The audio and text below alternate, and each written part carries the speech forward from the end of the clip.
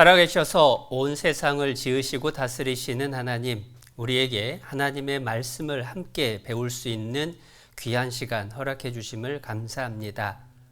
오늘부터 시작되는 이번 성경 강연회를 통해서 말씀을 듣는 모든 분들이 하나님을 올바로 알고 믿으며 다 구원을 받아 천국까지 함께 이룰 수 있도록 축복하여 주시옵소서. 말씀을 듣는데 어려움 없도록 모든 여건과 각 사람의 마음을 지켜주시고 말씀을 들을 때에 잘 알아들을 수 있도록 하나님의 지혜를 더해 주시옵소서. 오직 성령께서 함께해 주셔서 들은 바 말씀이 각 사람의 마음속에 믿음으로 화합될 수 있도록 항상 지키시고 도우시기를 간절히 기도합니다. 시작하는 시간 모든 순서를 선하신 주님의 은혜의 손길에 의지합니다. 우리 모두가 구원받기를 간절히 바라시는 예수님의 이름으로 기도드렸습니다. 아멘. 먼저 성경 말씀을 한 곳 찾아보시겠습니다. 마태복음 11장 말씀입니다. 성경 찾으시는 게 불편하신 분이 있을까 싶어서 화면에도 말씀을 적어 왔습니다. 그래서 불편하신 분은 화면을 보시고 그리고 찾으실 수 있는 분은 성경을 직접 확인을 해 보시면 더 좋겠습니다. 마태복음 11장 28절 말씀입니다. 찾으셨으면 함께 읽어보시겠습니다. 수고하고 무거운 짐진 자들아 다 내게로 오라. 내가 너희를 쉬게 하리라. 네, 인사드리겠습니다. 여러분 안녕하십니까? 네, 반갑습니다. 별로 안 반가우신 걸로 알고 여러 가지 바쁘신 일정이 있으심에도 불구하고 이곳 성경을 배우는 자리에 함께해 주신 분들을 주님의 이름으로 환영합니다. 그런데 제가 이렇게 표정을 보니까요, 환영은 환영이지만 나는 힘들어 죽겠다. 날도 추워 죽겠는데 갑자기 힘들어지는데 왜 여기까지 불러서 고생을 시키냐? 라고 하는 표정들이 군데군데 보입니다. 그런데 오해하시면 안 됩니다. 여러분들을 힘들게 해드리려고 이 자리에 모신 것은 결코 아닙니다.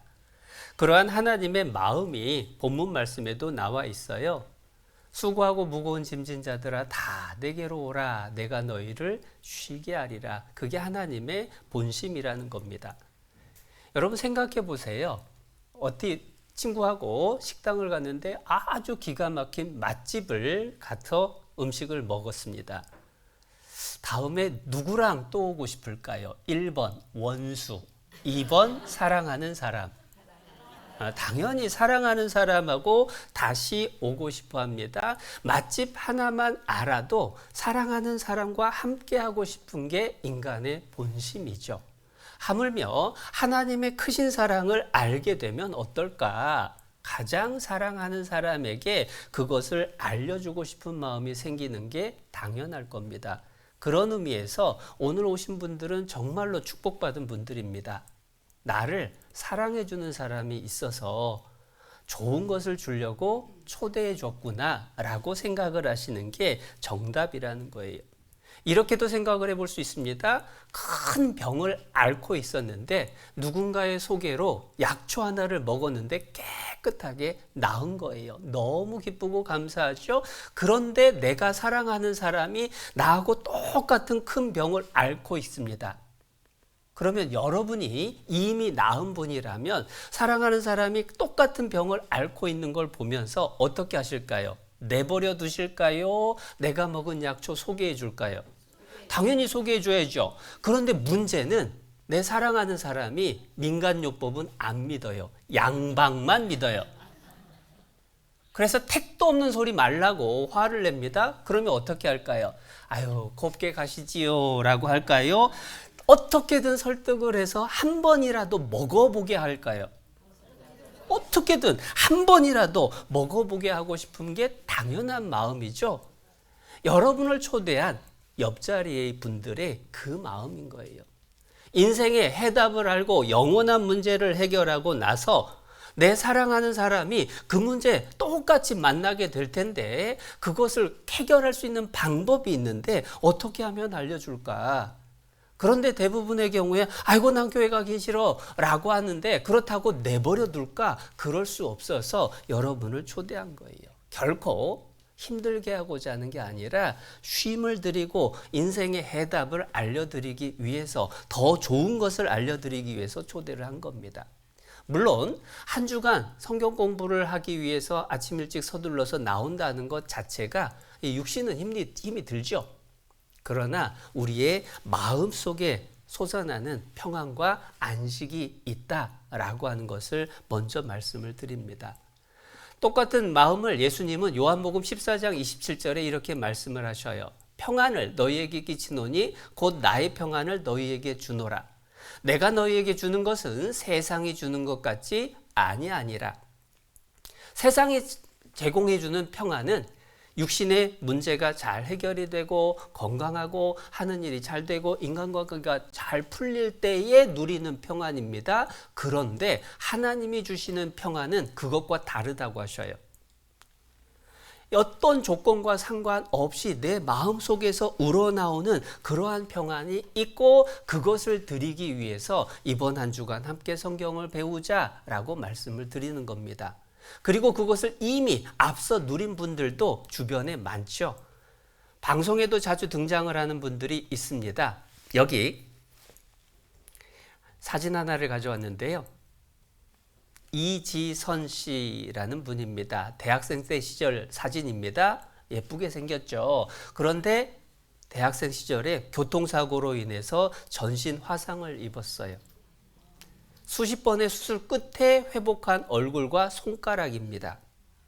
손가락이 여러 마디가 없어졌죠. 이지선 씨는 굉장히 유명합니다. 그래서 힐링 캠프에서도 나왔죠.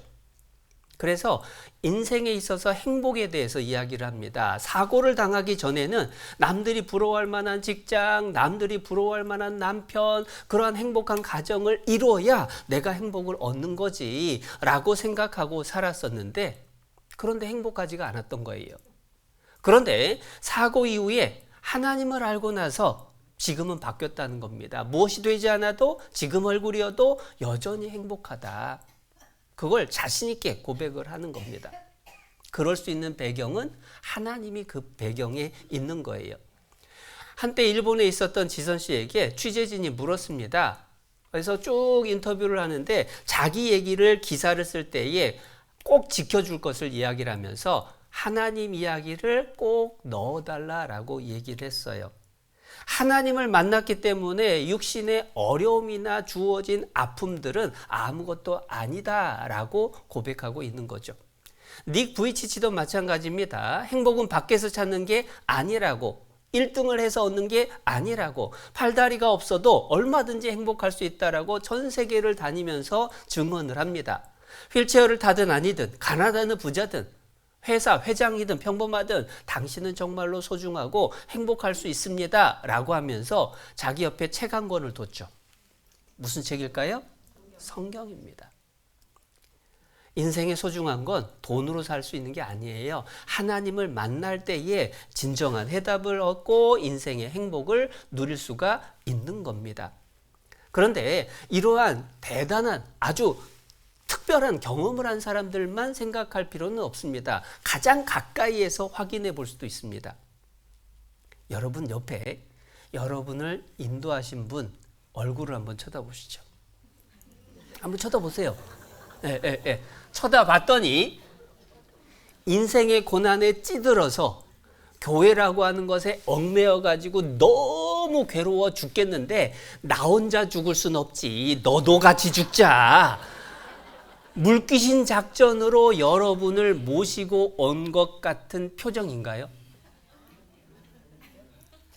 솔직히 나보다 더 많은 것을 가진 것도 아닌데 조건이 그다지 좋아 보이지도 않는데 뭐가 좋은지 웃고 다니면서 제발 이거 한번 들어보자라고 하는 그 표정인 거예요.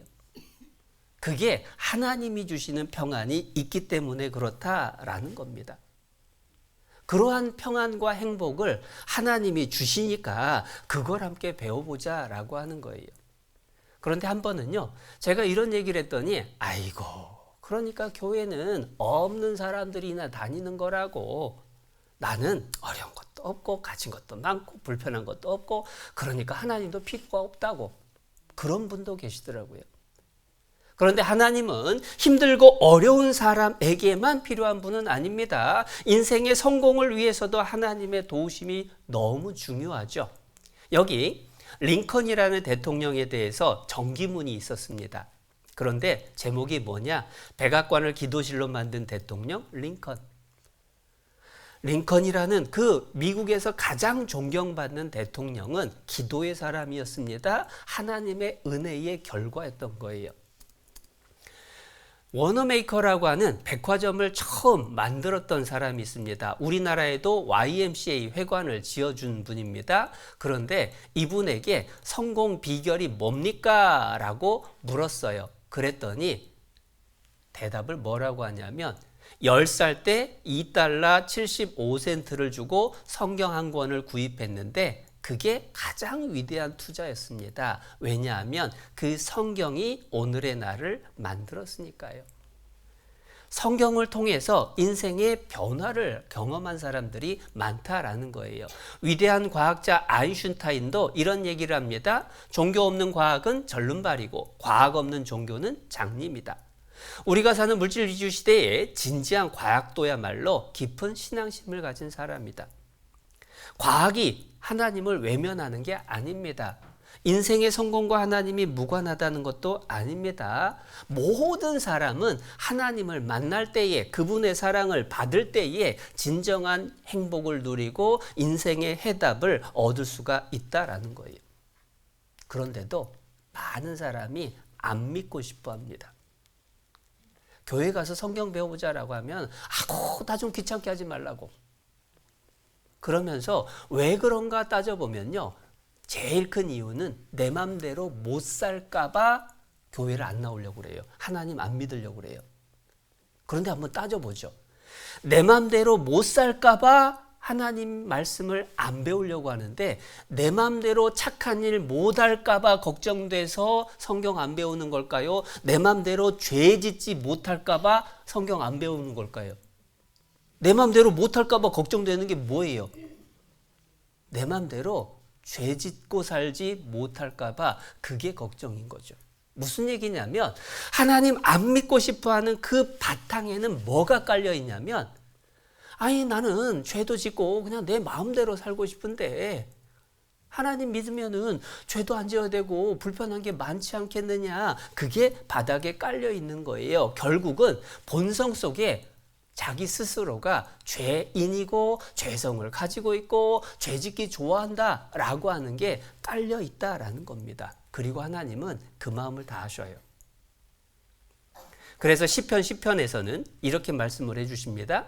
악인은 그 교만한 얼굴로 말하기를 여호와께서 이를 감찰치 아니하신다 하며 그 모든 사상에 하나님이 없다 하나이다. 에이 하나님이 어딨냐? 하나님 아무것도 모를걸? 그게 악인이 하는 생각입니다. 그러면서 그 모든 사상에 하나님이 없다고 그래요. 자기가 죄가 있으니까 심판하시는 하나님 없었으면 좋겠다 그 얘기입니다. 초등학생들이 우스갯소리 퀴즈를 냅니다. 여러분 도둑이 제일 좋아하는 아이스크림이 뭐죠? 보석바. 도둑이 제일 싫어하는 아이스크림은 누가 봐. 누가 본다는 얘기만 생각해도 불편한 거예요. 죄인은 하나님이 있다라고 하는 생각이 불편합니다. 내 맘대로 죄 짓고 살지 못할까 봐 두려워하는 마음이 있다라는 것은 내가 죄인이고 심판받을 수밖에 없는 사람인데 하나님도 없었으면 좋겠다. 천국 지옥도 없었으면 좋겠다. 그 생각인 거예요. 그런데 내가 바란다고 없어지는 게 아니에요. 알아보고 답을 찾아야 된다라고 하는 겁니다. 영국에서 이런 광고를 붙이고 다니는 버스들이 많대요. There's probably no God. 아마도 하나님은 없을 겁니다. Now stop worrying and enjoy your life. 이제 걱정을 멈추고 당신의 삶을 즐기세요. 그러니까 하나님 없다라고 주장하는 이유를 딱 드러냈습니다. 걱정 말고 마음대로 살라고, 죄 짓고 살라고. 그런데 놀라운 건 이 기사를 보고, 이 사진을 보고 한국일보에서 이렇게 번역을 했더라고요. 신은 틀림없이 없을 겁니다. 그러니 걱정 말고 삶을 즐기세요. 그런데 probably라고 하는 것은 틀림없이라는 뜻입니까? 아마도라는 뜻입니까? 그런데 번역은 틀림없이로 해요. 그것도 한국일보 기자가 몰라서 그랬을까요? 바램입니다. 인간의 본성 속에 하나님 없었으면 좋겠다. 천국 지옥 없었으면 좋겠다. 그런데 문제는 여기 영어 광고에도 나온 것처럼 probably라고 쓸 수밖에 없다라는 거예요. 왜냐하면 양심 속에서 하나님 없으면 좋겠다는 바람은 있지만 하나님 있을 텐데 라고 하는 게 양심의 소리가 끊임없이 들려오는 거예요. 그런데 문제는 아마도라는 얘기가 무서운 말이라는 겁니다.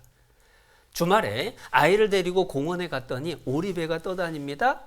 엄마 나 저거 타고 싶어. 그래? 우리 한번 타러 갈까? 하고 표를 사면서 표 파는 사람에게 물었습니다. 이 오리배 안전해요? 그랬더니 한다는 말이 아마 안전할걸요? 탈까요? 안 탈까요? 아마라고 하는 말이 무서운 말인 거예요. 작년이었나요? 제주항공 참사가 있었습니다. 최근에도 또 뉴스에 다시 나오기 시작하더라고요. 많은 사람이 끔찍하게 생명을 잃었습니다. 그런데 그 다음 날 제주항공 예약 취소가 7만 건이었어요. 왜 취소했을까요? 자기도 사고 당할까 봐. 그런데 비행기 항공사고의 확률은 1000만 분의 1입니다. 그런데도 혹시 아마라고 하는 불안한 생각 때문에 취소를 한 거예요. 여러분, 하나님 계실까? 안 계실까? 물었더니 어떤 사람이 대답합니다. 아이고, 아마 하나님 안 계실걸요? probably라고 대답을 합니다. 그런데 안심이 될까요? 아마도 하나님은 없을 거다. 그 얘기는 아마도 하나님 있을 거다라는 말하고 똑같은 말입니다. 왜 하나님 내가 믿어야 되냐라고 질문을 한다면 거꾸로 왜 하나님을 안 믿으려고 하는지 대답해야 됩니다. 그런데 그 본성 속에 이 죄에 대한 두려움이 있는 거예요. 반드시 우리는 살아가면서 그 문제를 확인을 해야 됩니다. 짐작으로 넘어가면 안 됩니다. 왜냐? 모든 사람은 죽음을 건너가서 하나님 앞에 심판을 받고 천국 지옥의 결과를 맞이할 수밖에 없다. 그게 하나님의 말씀입니다. 그런데 죽는 건 틀림없어요. 죽음 이후의 심판도 정말 있을까 없을까 확인해보고 준비하지 않으면 돌이킬 수가 없게 된다라는 거예요. 러시안 룰렛이라고 하는 그러한 게임이 있습니다. 제가 이걸 사진을 안 갖고 왔나 보네요. 러시안 룰렛이라고 하는 거 들어보셨습니까? 예, 러시안 룰렛이라고 하는 게 뭐냐면 이 총에다가 총알을 넣는 게 구멍이 6개가 있어요. 그런데 6개 구멍 중에서 이제 하나에다가 총알을 넣습니다. 그런데 그 하나에 총알을 넣었을 때 여기 생각이 났네요. 이렇게 총알을 하나 넣습니다. 그리고 핑거를 돌려가지고 머리에다 대고 총을 쏘는 거예요. 그래서 살면 1억 준다. 자, 6분의 1입니다. 여러분 같으면 할까요? 안 할까요? 영화 같은 데서도 종종 나옵니다. 6분의 1로 확률 리셋 해가지고 머리에다 대고 팡! 영화만 그런 줄 알았는데 실제로 그런 사람이 있었어요. 머리에다 대고 쐈어요. 살았습니다. 그래, 나도 할게 하다가 죽었어요. 이런 사람 보면 정상이라고 할까요? 비정상이라고 할까요? 비정상인 겁니다. 하나님이 계시든지 안 계시든지 둘 중에 하나인데 난 안 믿어, 넌 안 믿어 하면서 확인도 안 해보고 결론을 내린다면 이런 사람하고 다를 바가 없다라고 하는 거예요. 너무 중요한 문제이기 때문에 반드시 확인을 해 볼 필요가 있다라고 하는 겁니다. 그런데 속으로 또 생각하기를 아이고 나는 교회 다니는데 왜 자꾸 와서 성경을 배우라고 하냐고 또 그런 분도 계시더라고요. 그런데 내가 제대로 믿고 있는지 확인도 필요합니다.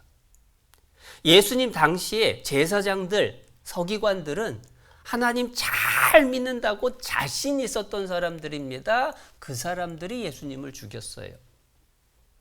믿기는 믿었는데 잘못 믿은 거예요. 내가 믿고 있는 믿음이 올바른 믿음인지 잘못된 믿음인지 확인을 해봐야 됩니다. 어느 가을 젊은 청년들이 친구들끼리 약속을 했습니다. 야, 우리 야외에 나가가지고 삼겹살도 먹고 좀 놀고 오자. 그래가지고 너는 삼겹살, 너는 불판, 너는 가스, 너는 가스레인지 해가지고 서로 분담을 했어요. 그리고 야, 우리 놀러 가자 하고 출발을 했습니다. 그렇게 해서 출발을 하고 딱 가서 산에 도착을 해서 자, 갖고 온 거 꺼내봐 했더니 자, 삼겹살도 왔어요. 부탄가스도 있어요. 막걸리도 챙겼어요. 그리고 가스레인지 챙겨왔다고. 아, 됐다. 이제 우리 좀 위에 올라가서 시원한 데서 한잔 하자 하고 올라갔습니다. 맛있게 고기를 먹었을까요? 못 먹었을까요? 왜요? 확인을 해봐야 되는데 올라가서 딱 폈습니다. 폈더니 다 있는데 가스레인지인 줄 알았던 그게 전동 드릴이었어요. 아침에 집에서 나서면서 선반에서 가스레인지이겠지라고 비슷하게 생긴 걸 들고 나온 겁니다. 가서 열어보니까 전동 드릴이에요. 높이 올라갔다가 배 쫄쫄 굶고 내려왔어요. 뭘 안 해서 그래요? 확인을 안 해서 그래요. 하나님을 믿는 믿음에 대해서도 확인해 보는 게 중요합니다. 올바른 믿음을 갖는 방법에 대해서 사도행전에 이렇게 설명을 해 주십니다. 베레아 사람은 데살로니가에 있는 사람보다 더 신사적이다 칭찬받은 거죠. 잘했다는 얘기입니다. 왜 잘했느냐? 간절한 마음으로 말씀을 받고 말씀 잘 들은 겁니다. 그리고 두 번째, 이것이 그러한가 하여 날마다 성경을 상고함으로 자기가 들었던 말씀이 정말 그런가 하고 성경을 찾아보면서 확인을 해봤습니다. 그랬더니 그 중에 믿는 사람이 많고. 여러분, 말씀을 듣는 것이 전부가 아닙니다. 듣고 확인해 보는 것이 꼭 필요한 거예요. 확인하지 않았다가 낭패 보는 일들이 있습니다. 어떤 남자분이요. 아이고, 나는 혈액형이 A형이라 그런지 몰라도 너무 소심하다고, 다른 사람 눈치만 보면서 사는데 너무 힘들다고. 자기가 A형이라고 40년을 믿고 지낸 남자가 있었습니다. 그런데 어느 날 교통사고를 당해서 응급실에 실려갔는데 수혈이 필요해요. 그래서 의사가 혈액 검사를 딱 했는데 B형입니다. 자, 이제 A형을 수혈해야 될까요? B형을 수혈해야 될까요? 40년 동안 A형이라고 믿었는데요. 확실하게 자신이 있다고 했는데요. 자기가 믿고 있는 게 중요한 겁니까? 확인한 결과가 중요한 겁니까? 확인한 결과를 따라야 되는 거예요. 신앙도 마찬가지다라고 하는 겁니다. 짐작으로 넘어가서는 안 된다는 거예요. 어떤 사람은 아이고 우리가 기독교 집안이라고, 아이고 우리는 불교 집안이라고, 아이고 나는 어렸을 때부터 교회 다녀가지고 벌써 하나님 믿고 있는다고. 얼마나 오래, 얼마나 자신 있냐라고 하는 것보다 더 중요한 건 얼마나 확실하냐, 확인해 본 결과가 중요한 거예요. 교회를 다니는 것보다 중요한 것은 제대로 확인해 본 적이 있느냐라고 하는 겁니다. 천국은요, 교회 다닌 사람이 가는 게 아닙니다. 구원받은 사람이 가는 거예요. 그래서 믿음의 선배들, 위인들도 이런 고백을 합니다. 미국에서 가장 많은 사람에게 전도했던 무디 선생님, 유언을 남겼습니다. 돌아가시기 전에 이렇게 얘기해요. 나는 육신으로는 1837년에 태어났고 영혼은 1855년에 태어났습니다. 내 육신이 태어난 날짜가 있는 것처럼 내 영혼이 하나님 자녀로 태어난 날, 경험, 그게 있어야 되는 거예요. 영국에서 가장 설교를 잘했다는 스펄전 목사님입니다. 1834년생입니다. 1850년에 거듭났어요. 그런데 더 놀라운 건 요한 웨슬레 목사님입니다. 요한 웨슬레 목사님은 하나님의 자녀로 새롭게 거듭난 날을 1738년 5월 24일 저녁 8시 45분 생년, 생월, 생일, 생시까지 기억을 합니다. 육신이 태어난 날이 아니라 하나님 자녀로 태어난 날, 구원받은 날. 그런데 이때가 언제였느냐? 1703년생입니다. 1720년에 신학대학, 옥스포드 신학대학에 입학했어요. 그리고 35년에 미국에 선교사로 갑니다. 그리고 돌아와서 거듭났어요. 신학을 공부하고 선교사가 되고 목사가 됐다라고 하는 게 천국 가는 보장이 아닙니다. 마태복음 7장에 나더러 주여 주여 하는 자마다 천국에 다 들어갈 것이 아니오라고 하셔요. 마틴 루터, 종교개혁의 아버지죠. 그분은 신학대 교수입니다. 신학 박사를 갖고 있었던 분입니다. 그런데 1513년 신학박사학위 받은 이후에 거듭났어요. 박사학위가 천국 보장해 주는 게 아니에요. 그렇다라고 해서 구원이라고 하는 게 뭐 짜릿한 걸 경험하고 환상을 경험을 하고 병이 낫는 걸 경험하고 방언을 하고 입신을 하고 그런 신비 체험을 말하는 거냐? 아닙니다. 그런 신비 체험을 구원이라고 말하는 게 아니라 성경에서 말씀하시는 구원이 뭔지 확인하고 내가 그것을 받았는지 확인하는 게 필요한 거예요. 그래서 바울 사도가 이렇게 당부합니다. 너희가 믿음에 있는가? 너희 자신을 시험하고 너희 자신을 확증하라. 나 교회 다니니까 괜찮아. 이게 아니라 내 믿음이 하나님이 인정해 주는 믿음이냐 아니냐, 올바른 믿음이냐 아니냐 확인해 봐야 돼요. 뭘로 확인을 해야 되느냐? 성경을 통해서 하나님의 말씀을 통해서 확인을 해야 됩니다. 여러분, 성경은 종교 경전이 아닙니다. 성경은 하나님 말씀입니다. 그랬더니 어떤 분이 묻더라고요. 아니, 그러면 이 책을 하나님이 직접 썼냐? 여러분, 성경은 사람이 썼을까요? 하나님이 직접 쓰셨을까요? 사람이 썼습니다. 아니, 그런데 사람이 썼는데 왜 하나님 말씀이죠? 그 해답이 베드로 후서에 기록되어 있습니다. 베드로 후서 1장.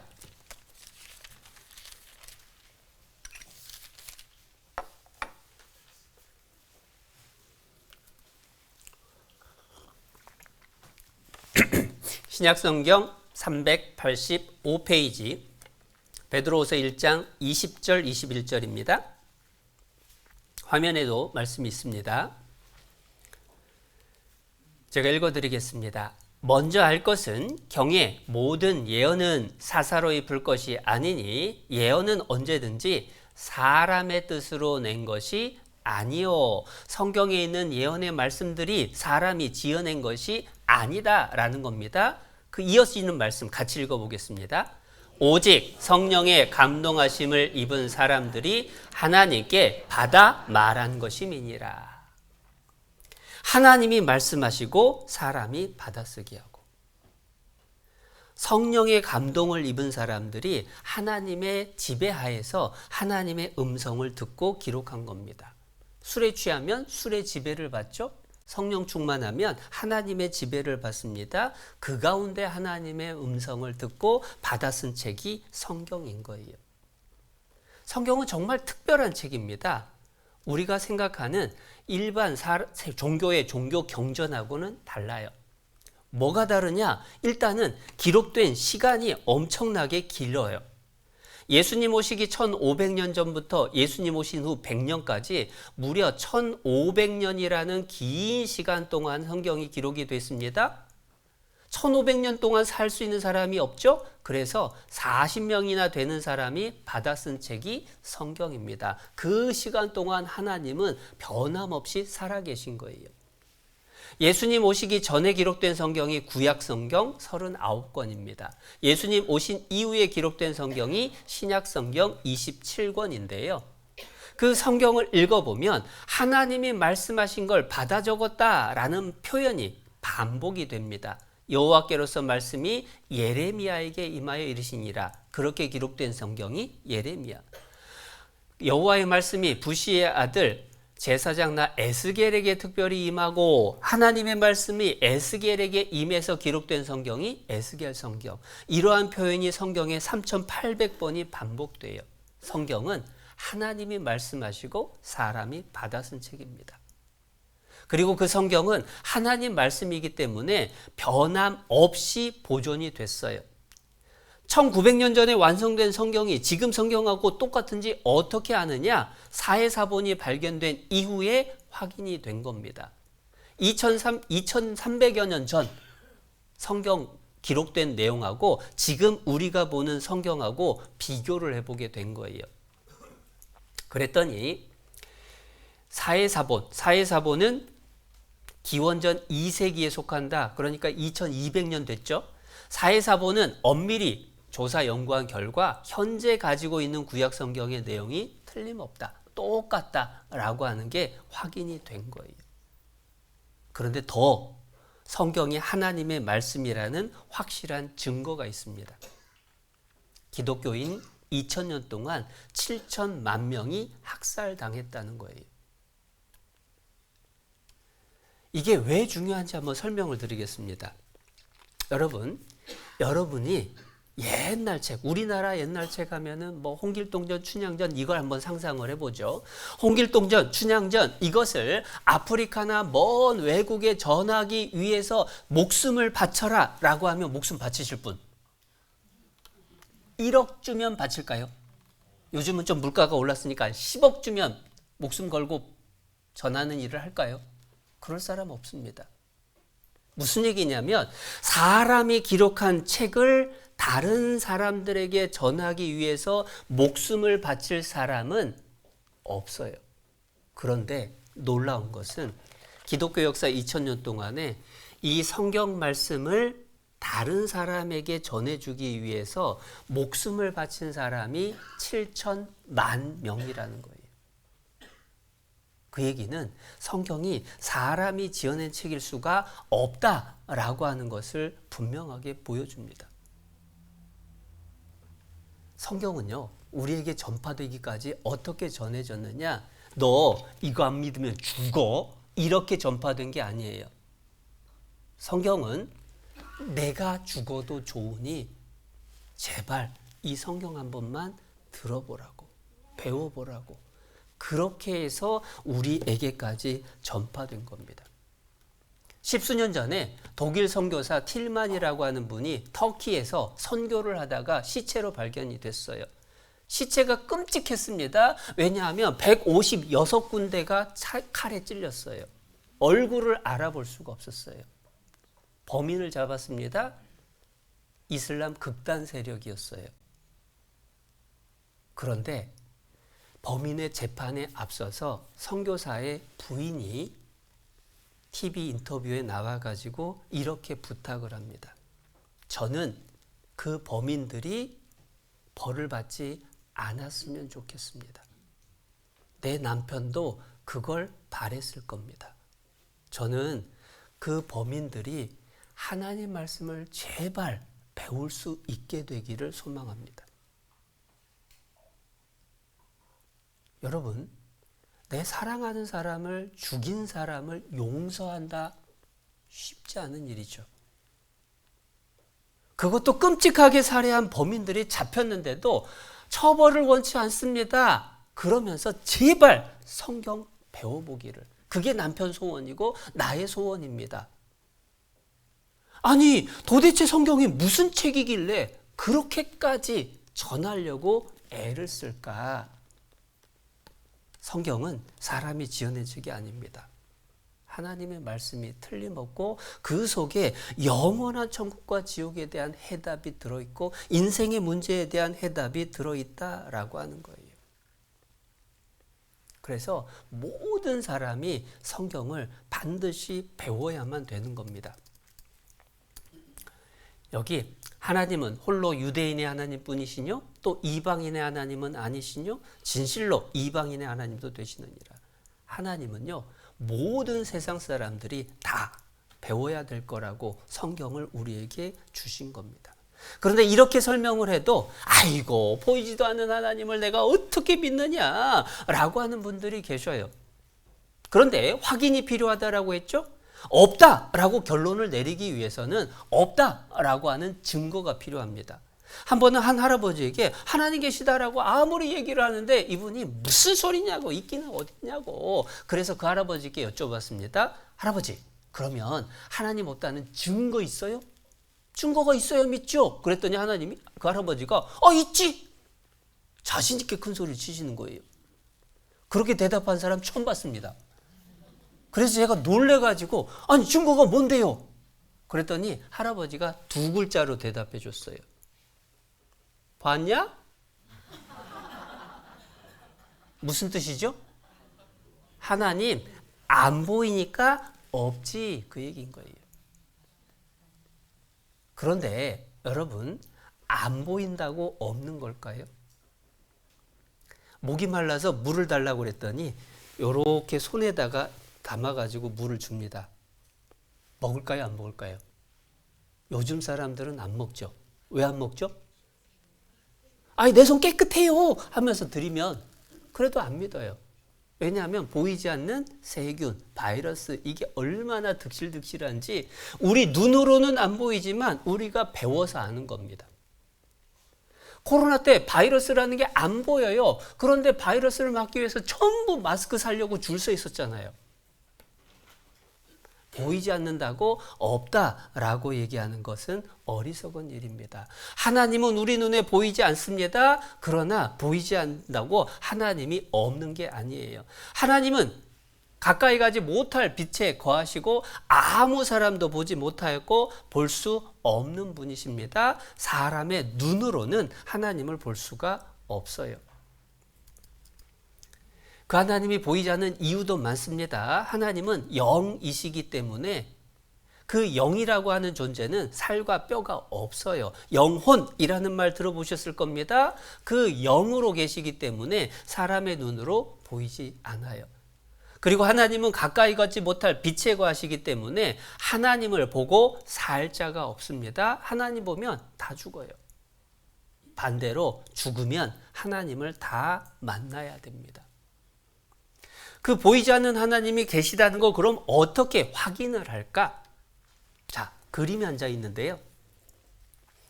이 그림 속의 집에는 사람이 있을까요? 없을까요? 어떻게 알죠? 사람 보여요? 안 보입니다. 그런데 어떻게 알죠? 첫 번째, 빨래가 널려 있네요. 두 번째, 굴뚝에 연기가 나네요. 세 번째, 방에 불이 켜 있네요. 아니 땐 굴뚝에 연기 날까? 이런 걸 종합해 보니까 내가 사람을 보지는 못했지만 이 집에 사람이 사는구나 자신 있게 대답할 수 있죠. 하나님을 우리 눈으로 직접 보지 않아도 하나님 계시다라고 하는 증거를 통해서 하나님이 있는지 없는지 알 수가 있다라고 하는 겁니다. 갈릴레라고 하는 과학자는 하나님이 계시다라고 하는 것에 대한 두 가지 증거가 있다라고 하면서 첫 번째는 성경이고 두 번째는 자연이라고 했습니다. 우리가 자연을 살펴보면 하나님이 계실 수밖에 없다라는 것을 믿을 수밖에 없어요. 여러분 여기 컵이 있습니다. 이 컵 저절로 생겼을까요? 누가 만들었을까요? 만드는 거 보셨나요? 안 봐도 컵이 있다라고 하는 것은 만든 누군가가 있다라는 걸 확증해 줍니다. 손에 잡기에 좋게 손잡이가 있고 물을 담기에 오목하고 이쁘라고 예쁘게 크리스탈로 돼 있고 그리고 입에 댔을 때 다치지 말라고 부드럽게 돼 있고 놨을 때 쓰러지지 말라고 바닥은 평평하고 사람이 쓰기에 딱 맞게 되어 있는 걸 보니까 저절로 이런 게 생길 수는 없다라고 하는 것을 확신하죠. 컵의 존재는 누군지는 모르지만 컵을 만든 누군가가 있다라고 하는 확증이 되는 겁니다. 우리가 살고 있는 우리가 지금 들어와 있는 이 건물도 마찬가지입니다. 이 건물 저절로 생겼을까요? 누가 만들었을까요? 만드는 거 보셨나요? 건축하는 거 보셨나요? 안 봐도 알아요. 사람이 들어가서 지내기에 딱 맞게 돼 있는 이 건물이라고 하는 것이 저절로 생길 수 없다. 그건 상식이죠. 그렇다면 80억 인구가 살고 있는 지구 저절로 생겼을까요? 누가 만들었을까요? 이상한 건 뭐냐면 전국 어디를 가서 물어봐도 갑자기 대답이 없어져요. 컵 저절로 생겼을까요? 누가 만들었을까요? 누가 만들었어요? 이 건물은요? 누가 만들었어요? 지구는요? 왜 그럴까요? 이상하게 우리가 사는 자연, 이 지구는 저절로 생겼을 거다라고 하는 생각이 사람에게 박혀 있는 것 같아요. 그런데 한번 따져보죠. 저절로 생기는 것하고 일부러 만든 것하고는 뚜렷한 차이가 있다라는 거예요. 여기 자갈들이 있습니다. 모양이 제각각이죠. 사람이 일부러 제각각의 모양으로 깎았을까요? 물에 쓸리고 굴려다니면서 우연히 이 모습이 됐을까요? 일부러요? 우연히요? 우연히. 여기 구슬이 있습니다. 크기가 제각각이고 모양 색깔도 제각각입니다. 그런데 생긴 모양이 똑같죠. 자, 이 구슬은 저절로 생겼을까요? 누가 일부러 만들었을까요? 이 저절로 하고 일부러 만든 것의 차이가 뭘까요? 일정한 모양, 그리고 이렇게 동글동글한 게 저절로 생길 수 없다라고 하는 건 상식이죠. 우연히 생긴 거는 일정한 모양이 형체가 없어요. 그렇다면 이 동글동글한 지구는 저절로 생겼을까요? 누가 만들었을까요? 당연히 누가 만들지 않고서는 이러한 모양이 생길 수가 없다라고 하는 거예요. 사람은요, 저절로와 만든 것을 구별할 수 있는 능력을 하나님이 넣어주셨습니다. 로마서 1장 19절에서는 이는 하나님을 알만한 것이 저희 속에 보임이라. 하나님께서 이를 저희에게 보이셨느니라. 저절로 생겼는지 만든 것인지 하나님이 계실 건지 안 계실 건지 사람에게는 알 수 있는 능력을 하나님이 넣어주신 거예요. 예전에 63빌딩을 설계했던 분이 63빌딩 설계할 때에 설계 변수로 고려했던 조건들이 몇 가지인지 설명을 해 주시는데요. 5,000가지 조건이 고려가 됐대요. 그래서 63빌딩을 건축을 했답니다. 롯데월드타워는 더 많은 변수들이 들어갔겠죠. 그런데 과학자들 얘기로 우리가 사는 지구에 사람이 살기 위해서 필요한 조건은 약 20만 가지라고 그래요. 63빌딩 저절로 생겼다. 아무도 안 믿습니다. 그런데 20만 가지 조건이 딱 맞아떨어져서 사람이 살고 있는 이 지구 저절로 생겼을까요? 누가 만들었을까요? 누가 만든 것이 틀림없다라고 하는 거예요. 간단한 걸 생각을 해봅니다. 제비집 저절로 생겼을까요? 누가 만들었을까요? 당연히 누가 만들었죠. 누가 만들었어요? 제비가. 벌집 누가 만들었어요? 벌이. 개집 누가 만들었어요?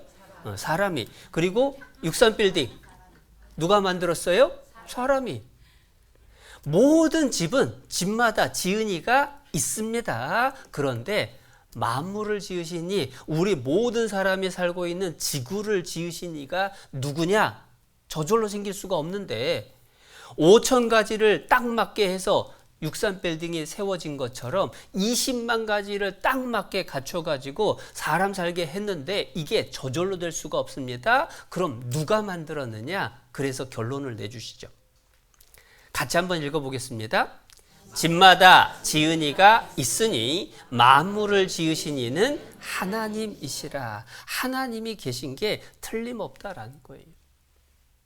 조금만 생각해 보면 그걸 믿을 수밖에 없습니다. 태양으로부터 지구는 세 번째 별입니다. 이 지구가 조금만 태양으로 가까이 가면 타 죽어요. 조금만 멀리 가면 얼어 죽어요. 왔다 갔다 하면 동태됐다, 그 다음에 쥐포됐다, 아주 왔다 갔다 하면서 사람이, 생명이 살 수가 없게 되는 거죠. 지구의 생명체가 존재하는 조건들이 여러 가지가 있습니다. 과학자들이 많이 얘기를 해요. 그런데 한 가지만 오늘 조금 생각을 해보겠습니다. 우주에 인간이 맨몸으로 나가면 죽죠. 죽는 이유가 몇 가지가 있습니다. 그 중에 하나가 뭐냐? 압력차예요. 높은 산에 올라가면 물이 금방 끓습니다. 압력이 낮아서 그래요. 그런데 더 높이 올라가면, 우주까지 나가면 물이 얼마 만에 끓느냐? 높은 우주로 나가면요, 몸속의 체온으로 물이 끓어버려요. 근데 사람 몸의 70%가 수분입니다. 그러니까 사람이 우주에 맨몸으로 나가면 몸속에 있는 모든 수분이 다 끓어올라요. 끓으면 어떻게 되죠? 뜨거워서 죽는 게 아니라 끓으면 36.5도에서 끓었기 때문에 뜨거운 건 아닙니다. 근데 왜 죽느냐? 물이 끓으면 부피가 갑자기 몇백 배로 커지죠. 사람이요, 터져서 죽어요. 수분이 기체가 되면서 사람이 부풀어 오르고 뻥 하고 터져 죽어요. 그래서 사람이 우주에서 움직이려면 우주복을 만들 때에 압력을 유지할 수 있도록 만들어야 됩니다. 가압복. 그게 필요해요. 그런데 가압만 하면 되느냐? 태양빛이 우주에 나가면 너무 뜨거워요. 제가 지난주에 에콰도르 갔다 왔거든요. 적도인데요. 적도 햇볕 뜨겁습니다. 2800m 높은 도시에 있으니까 햇볕이 더 뜨겁습니다. 우주로 나가면 더 뜨겁죠. 그런데 신기한 건 그늘 가면 시원했거든요. 우주에 나가면 태양빛을 받는 것은 너무 뜨겁고 태양빛을 안 받는 곳은 너무 차갑고, 그래서 우주복을 만들 때에 이 일교차 300도씨, 그러니까 사람이 우주복을 입을 때에는 체온 유지를 위한 에어컨도 우주복에 넣어줘야 돼요. 그리고 그 부피가 큰 걸 입고 움직이다 보면 열이 나니까 그걸 또 식혀줘야 돼요. 냉각도 해야 돼요. 여러 가지 과학기술이 동원이 된 우주복이 사람이 만든 거예요. 근데 우주복을 입고 일도 해야 되니까 섬세한 활동을 할 수 있어야 되고, 우주먼지에 대해 날라와 가지고 구멍이 뚫리면 또 압력 때문에 터져 죽으니까 방탄도 돼야 되고, 미세한 구멍도 있으면 안 되는 거고. 그래서 우주복은요, 생명과 같은데 그 우주복을 설계해서 만든 결과가 21겹짜리예요. 얼마나 복잡한가 몰라요. 여기서 퀴즈를 한번 낼까요? 여러분, 우주복은 하나의 개인용 우주선과 같은데 우주복 한 벌은 얼마쯤 할까요? 1억, 10억, 100억 이상. 100억 이상. 그런데 집에 다 한 벌씩 갖고 계시잖아요. 멀쩡하게 살고 있잖아요. 왜 우리는 우주복도 없이 아무 불편함 없이 살 수 있을까요? 그 이유는 뭐냐면 에어컨이 달린 우주복이 뭐냐? 지구의 대기라는 거예요. 우주복에 필요한 모든 조건들이 우리 지구의 대기권 속에서 하나님이 다 갖춰지게 만들어 놓으셨기 때문에 우리는 그 속에서 아무 불편함 없이 살고 있다는 겁니다. 우연일까요? 우주복 저절로 생겼다라고 하면 미쳤다고 할 겁니다. 그런데 그러한 우주복과 똑같은 조건을 하나님이 지구에 다 준비해 놓으셨습니다. 우연이 아닌 거예요. 지구가 저절로 생긴 게 틀림없이 아니다. 만드신 하나님이 반드시 계신다라고 하는 것을 조금만 생각해 보면 알 수 있다라는 거예요. 그래서 하나님은 이렇게 말씀을 해주십니다. 여호와는 하늘을 창조하신 하나님이시며 땅도 조성하시고 경고케 하시되 헛되이 창조치 아니하시고 사람으로 거하게 지으신 자시니라. 사람 살기에 딱 맞게 하나님이 하늘도 만드시고 땅도 만드시고 그 속에 모든 것들을 만들어 주셨다라는 거예요. 여러분, 세상에 과일 종류 많죠? 그런데 왜 과일의 종류가 많아야 될까요? 사람 때문에 그런 겁니다. 생각해 보세요. 원숭이가 뭐 좋아하죠? 바나나. 그래서 원숭이한테 아침에도 바나나, 점심에도 바나나, 저녁에도 바나나, 내일도 바나나, 한 달 뒤에도 바나나, 그렇게 바나나만 주면 원숭이가 화내요, 좋아해요? 좋아해요. 시아버님이 바나나 좋아하신대요. 그래서 아침에도 바나나, 점심에도 바나나, 내일도 바나나, 한 달 뒤에도 바나나 드리면 시아버지 뭐라고 하실까요? 야, 이놈아, 나 죽이려고 하냐? 이상하게 사람만 다양한 음식이 필요해요. 여러분, 짐승들 생각해 보세요. 다 자기가 좋아하는 거 하나만 있으면 아무 어려움이 없습니다.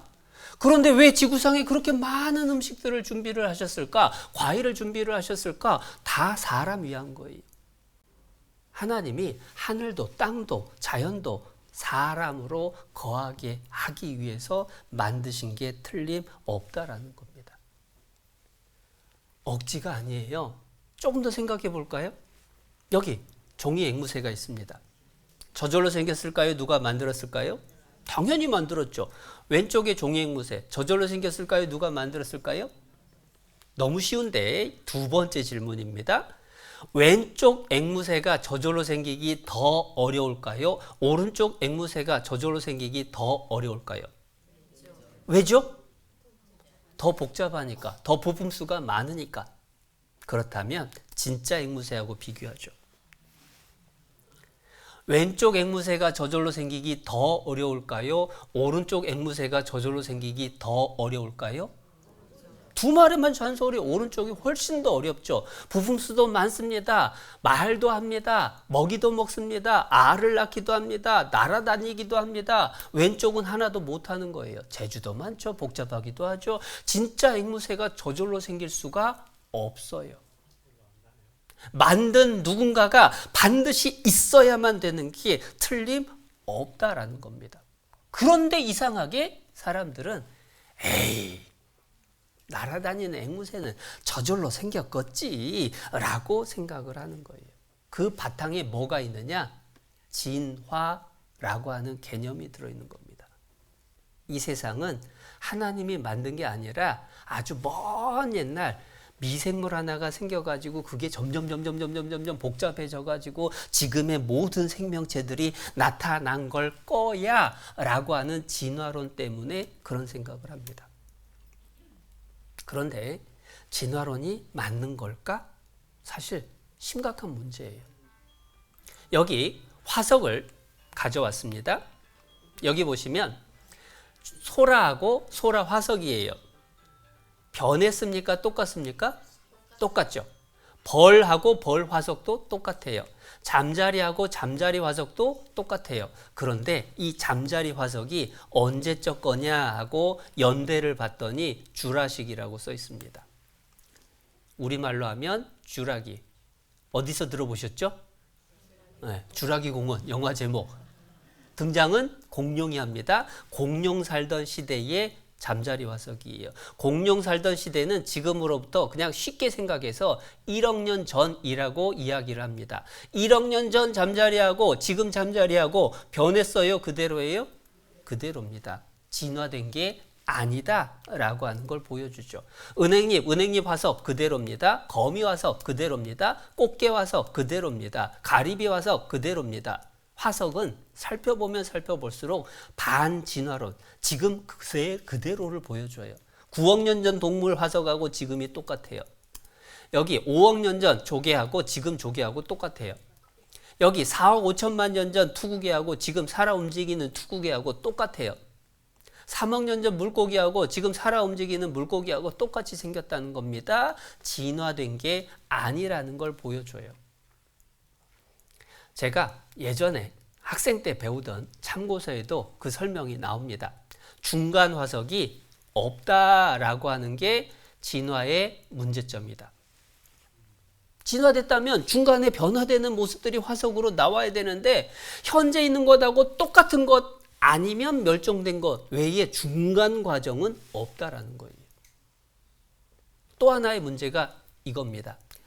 1억 4천만 년 전 공룡 화석이 많이 발견되는 미국 글렌로즈라는 지역에서 인류, 사람의 발자국, 사람의 이빨 화석이 같은 지층에서 다량 발굴됐다.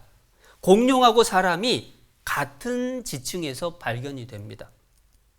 이렇게 사람 발자국, 공룡 발자국. 오리 발자국 아닙니다. 엄청 크죠. 여기도 사람 발자국, 공룡 발자국. 여기도 사람 발자국, 공룡 발자국. 사람 발자국, 공룡 발자국. 사람 발자국, 공룡 발자국. 1억 년 전 공룡하고 300만 년 전 사람하고 같이 만날 수 있어요, 없어요? 없어요. 진화론에 따르면 절대 만날 수 없어요. 공룡이 가면서 발 딱 찍어서 그게 화석이 됐습니다. 1억 년 지난 다음에 사람이 나타났어요. 사람이 그 돌 위를 걸어갔더니 이런 발자국이 생겼다. 슈퍼맨입니까? 말도 안 되죠. 무슨 얘기냐면 공룡과 사람이 같은 시대에 살았어요. 진화된 게 아닙니다. 사람의 진화를 얘기하면서 사람의 특징을 이렇게 설명을 합니다. 유인원, 인류 조상은 두개골의 용량이 600cc, 현대인은 두개골 용량이 1500cc. 쉽게 설명드립니다. 옆 사람 얼굴 쳐다보세요. 딱 봤더니 얼굴이 이따만하다. 현대인입니다. 딱 봤더니 얼굴이 주먹만하다. 유인원이십니다. 라고 얘기하면 믿으실까요? 말도 안 되죠. 그런데 교과서에 실려 있어요. 또 얘기를 합니다. 턱이 크고 앞으로 돌출했으면 유인원. 무슨 얘기냐면 이렇게 돼 있으면 유인원. 턱이 작고 앞면이 수직이면 이렇게 돼 있으면 현대인. 저는 이거 볼 때마다 그럼 주걱턱은 뭐지? 조상님이신가? 여러분, 생긴 것을 가지고 인류 조상이라고 얘기할 수 없습니다. 그런데도 불구하고 박물관에 가면 다 있어요. 이렇게 인류 조상이 점점 변해서 이런 현대인이 됐다. 그 중에 호모 에렉투스 약 2천만 년 전, 200만 년 전 얘기를 하는 이렇게 생겼대요. 원숭이일까요? 사람일까요? 원숭이도 아니고 사람도 아니고 이게 인류 조상이라고 그렇게 얘기를 하는 거예요. 자, 그런데 오른쪽에 원숭이일까요? 사람일까요? 인형일까요? 이상하죠? 이쪽이 이제 살아있을 때 사진이고요. 이쪽이 죽은 다음에 미라 만든 겁니다. 근데 이게 사람이에요. 여성 유인원이라고 불린 멕시코 여자입니다. 왜 이렇게 생겼냐? 유전병을 앓았어요. 선천성 전신 다모증. 그래서 온몸이 털복숭이가 됐습니다. 여자인데 이렇게 생겼어요. 눈이 툭 튀어나오고 들창코가 되고 잇몸이 툭 튀어나오고 원숭이하고 비슷하게 보이게 됐죠. 마치 이 모습을 보면요, 이 박물관에 있는 것하고 똑같아요. 근데 인류 조상이 아닙니다. 우리와 같은 시대를 살았던 사람이에요. 외모를 가지고 조상이다 아니다 라고 얘기할 수가 없다라고 하는 겁니다. 그리고 과학이 발전하면서 확인이 됐어요. 유인원 화석 오스트랄로피테쿠스 인류 기원과 무관하다. 자바 원인은 긴팔 원숭이였다. 필트 다우닌이라고 하는 인류 조상은 사람이 짜맞춘 거예요. 어떻게 짜맞췄느냐? 턱뼈하고 이빨, 화석을 적당히 조립을 해서, 그러니까 사람 뼈하고 원숭이 뼈하고 합쳐가지고 이런 인류 조상일 거다라고 지어낸 거예요. 그래서 사기극이라고 밝혀졌습니다. 그리고 네안데르탈인이 허리가 꾸부정했는데 알고 보니까 비타민 D가 부족한 꼽주병 환자. 크로마뇽이는 현대인과 같다. 무슨 얘기냐면 인류 조상이라고 얘기했던 화석들이 알아보니까 인류 조상이 아니다. 진화에 의해서 이 세상이 생겨난 게 아니라는 겁니다. 더 끔찍한 건 이거예요.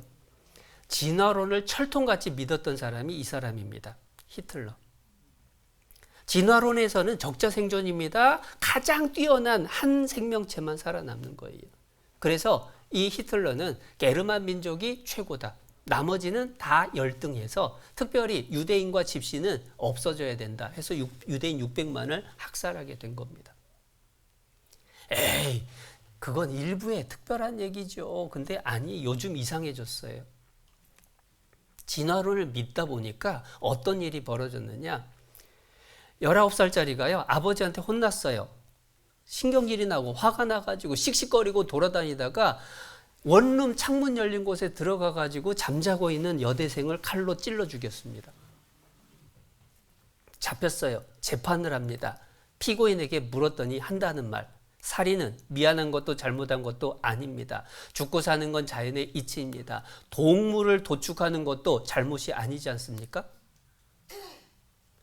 아니, 지금 이 순간에도 돼지나 소나 수만 마리씩 죽이고 있으면서 내가 한 사람 죽였다고 왜 호들갑이냐고 19살짜리가 그 소리예요. 왜 그런 생각을 할까요? 머릿속에 짐승하고 사람하고 같은 선상에 놓은 거예요. 에이, 그런 세상이 어딨냐. 여러분, 요즘 법이 바뀌고 있는 거 아십니까? 동물 학대에 대한 형벌하고 사람 학대에 대한 형벌이 점점 비슷해지고 있어요.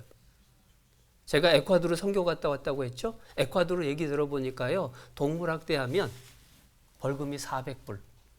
우리 돈으로 별거 아닌 것 같죠? 에콰도르에서는 최저임금, 한 달 임금이 450불입니다. 그러니까 우리로 하면은 동물 학대하면 200만 원 벌금 내야 돼요. 근데 애를 때리면 에콰도르에서 벌을 안 받아요. 여러분, 왜 세상이 점점 그렇게 변해져 가고 있느냐? 사람들의 생각 속에 하나님이 어디 있냐? 저절로 생겼지. 사람이 뭐 특별하냐? 짐승이 진화된 거지. 사람 죽이는 거나 짐승 죽인 거나, 사람 때리는 거나 짐승 때리는 거나. 그래서 사실은 반려동물이라고 하는 것에 대해서 그 표현 자체가 사실은 저는 개인적으로 조금 과하다 싶어요. 애완동물까지는 이해가 돼요. 근데 반려는 아닙니다. 반려라는 말은 언제 쓰는 거냐? 내 인생의 반려자. 요즘은 반려동물이라는 말을 쓰는데요. 그 반려동물이기 때문에 그 고양이나 개한테 유산도 물려주죠. 이상한 세상이 돼가는 거예요. 그런데 그 바탕에 깔려 있는 게 뭐냐? 그게 진화론이라고 하는 하나님 없다라고 하는 사상이라는 겁니다. 그런데 따져보면 잘못된 법 이론이라는 겁니다. 저절로 생길 수가 없어요. 제가 학생들하고 성경 공부를 자주 하는데 학생 중에 하나가 묻더라고요. 앵무새 얘기를 하니까 제가 사진에서 그거 보여드렸잖아요. 앵무새 얘기를 하니까 선생님 질문 있습니다 하면서 한다는 소리가 아니 종이 앵무새는 사람이 만들었지만 진짜 앵무새는 유전 법칙에 의해서 태어난 거 아니냐고. 왜 그걸 하나님이 만들었다고 하냐고. 여러분 그 어린이의 질문은 그 어린이의 생각은 올바른 생각일까요? 잘못된 생각일까요? 맞는데 틀렸어요. 무슨 얘기냐면 유전 법칙에 의해서 앵무새 태어난 거 맞습니다. 그런데 잊지 말아야 될 건 뭐냐면 그 유전 법칙은 저절로 생겼을까요? 누가 만든 걸까요? 여러분 한번 생각해 보세요. 여러분이 볼 때 시계는 항상 이 방향으로 돌죠. 왜 시계는 항상 이 방향으로 돌까요? 1번 우연히, 2번 심심해서, 3번 어쩌다 보니까, 4번 누군가 그렇게 만들어서. 당연히 만들었으니까 그렇게 돌아가는 거예요. 그러면 태양은 항상 동쪽에서 떠서 서쪽으로 집니다. 왜 태양은 항상 한 방향으로 움직일까? 1번 저절로, 2번 우연히, 3번 심심해서, 4번 누군가 그렇게 만들어서. 무슨 얘기냐면 법칙이라고 하는 건 저절로 생길 수가 없습니다. 대한민국에서 자동차가 오른쪽으로 다닙니다. 일본에서는 자동차가 왼쪽으로 다닙니다. 왜 그럴까요? 1번 저절로, 2번 우연히, 3번 심심해서, 4번 누군가 그렇게 정해서. 몇 번이요? 4번인 거예요. 교통 법칙도 저절로 된 게 아닙니다. 정한 누군가가 있는 거예요.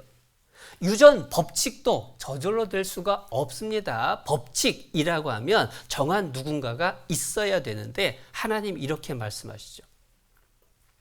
천지가 주의 규례대로 오늘까지 있음은 만물이 주의 종이 된 영권이다. 하나님이 정한 규칙이 있는 거예요. 그 규칙을 어떻게 정하셨느냐? 그의 능력의 말씀으로 만물을 붙드시고 하나님이 말씀하시면 그 말씀이 자연의 법칙이 된 겁니다. 이 세상은 저절로 생긴 게 아니에요.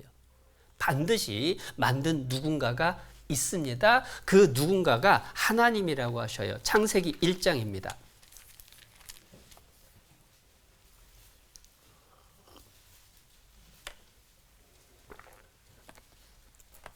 창세기 1장 1절.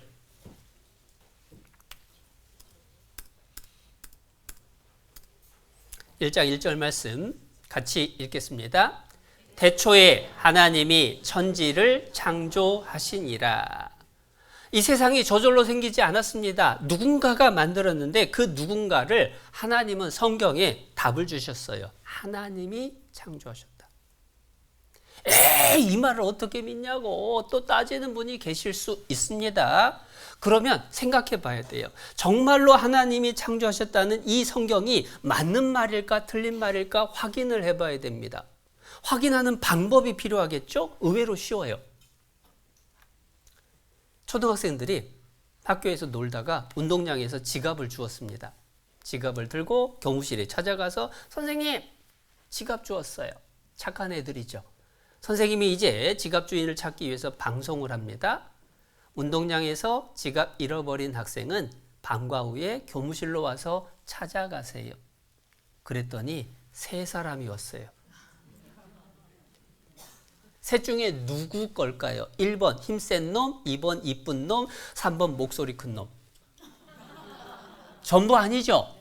그럼 어떻게 주인을 찾아줘요?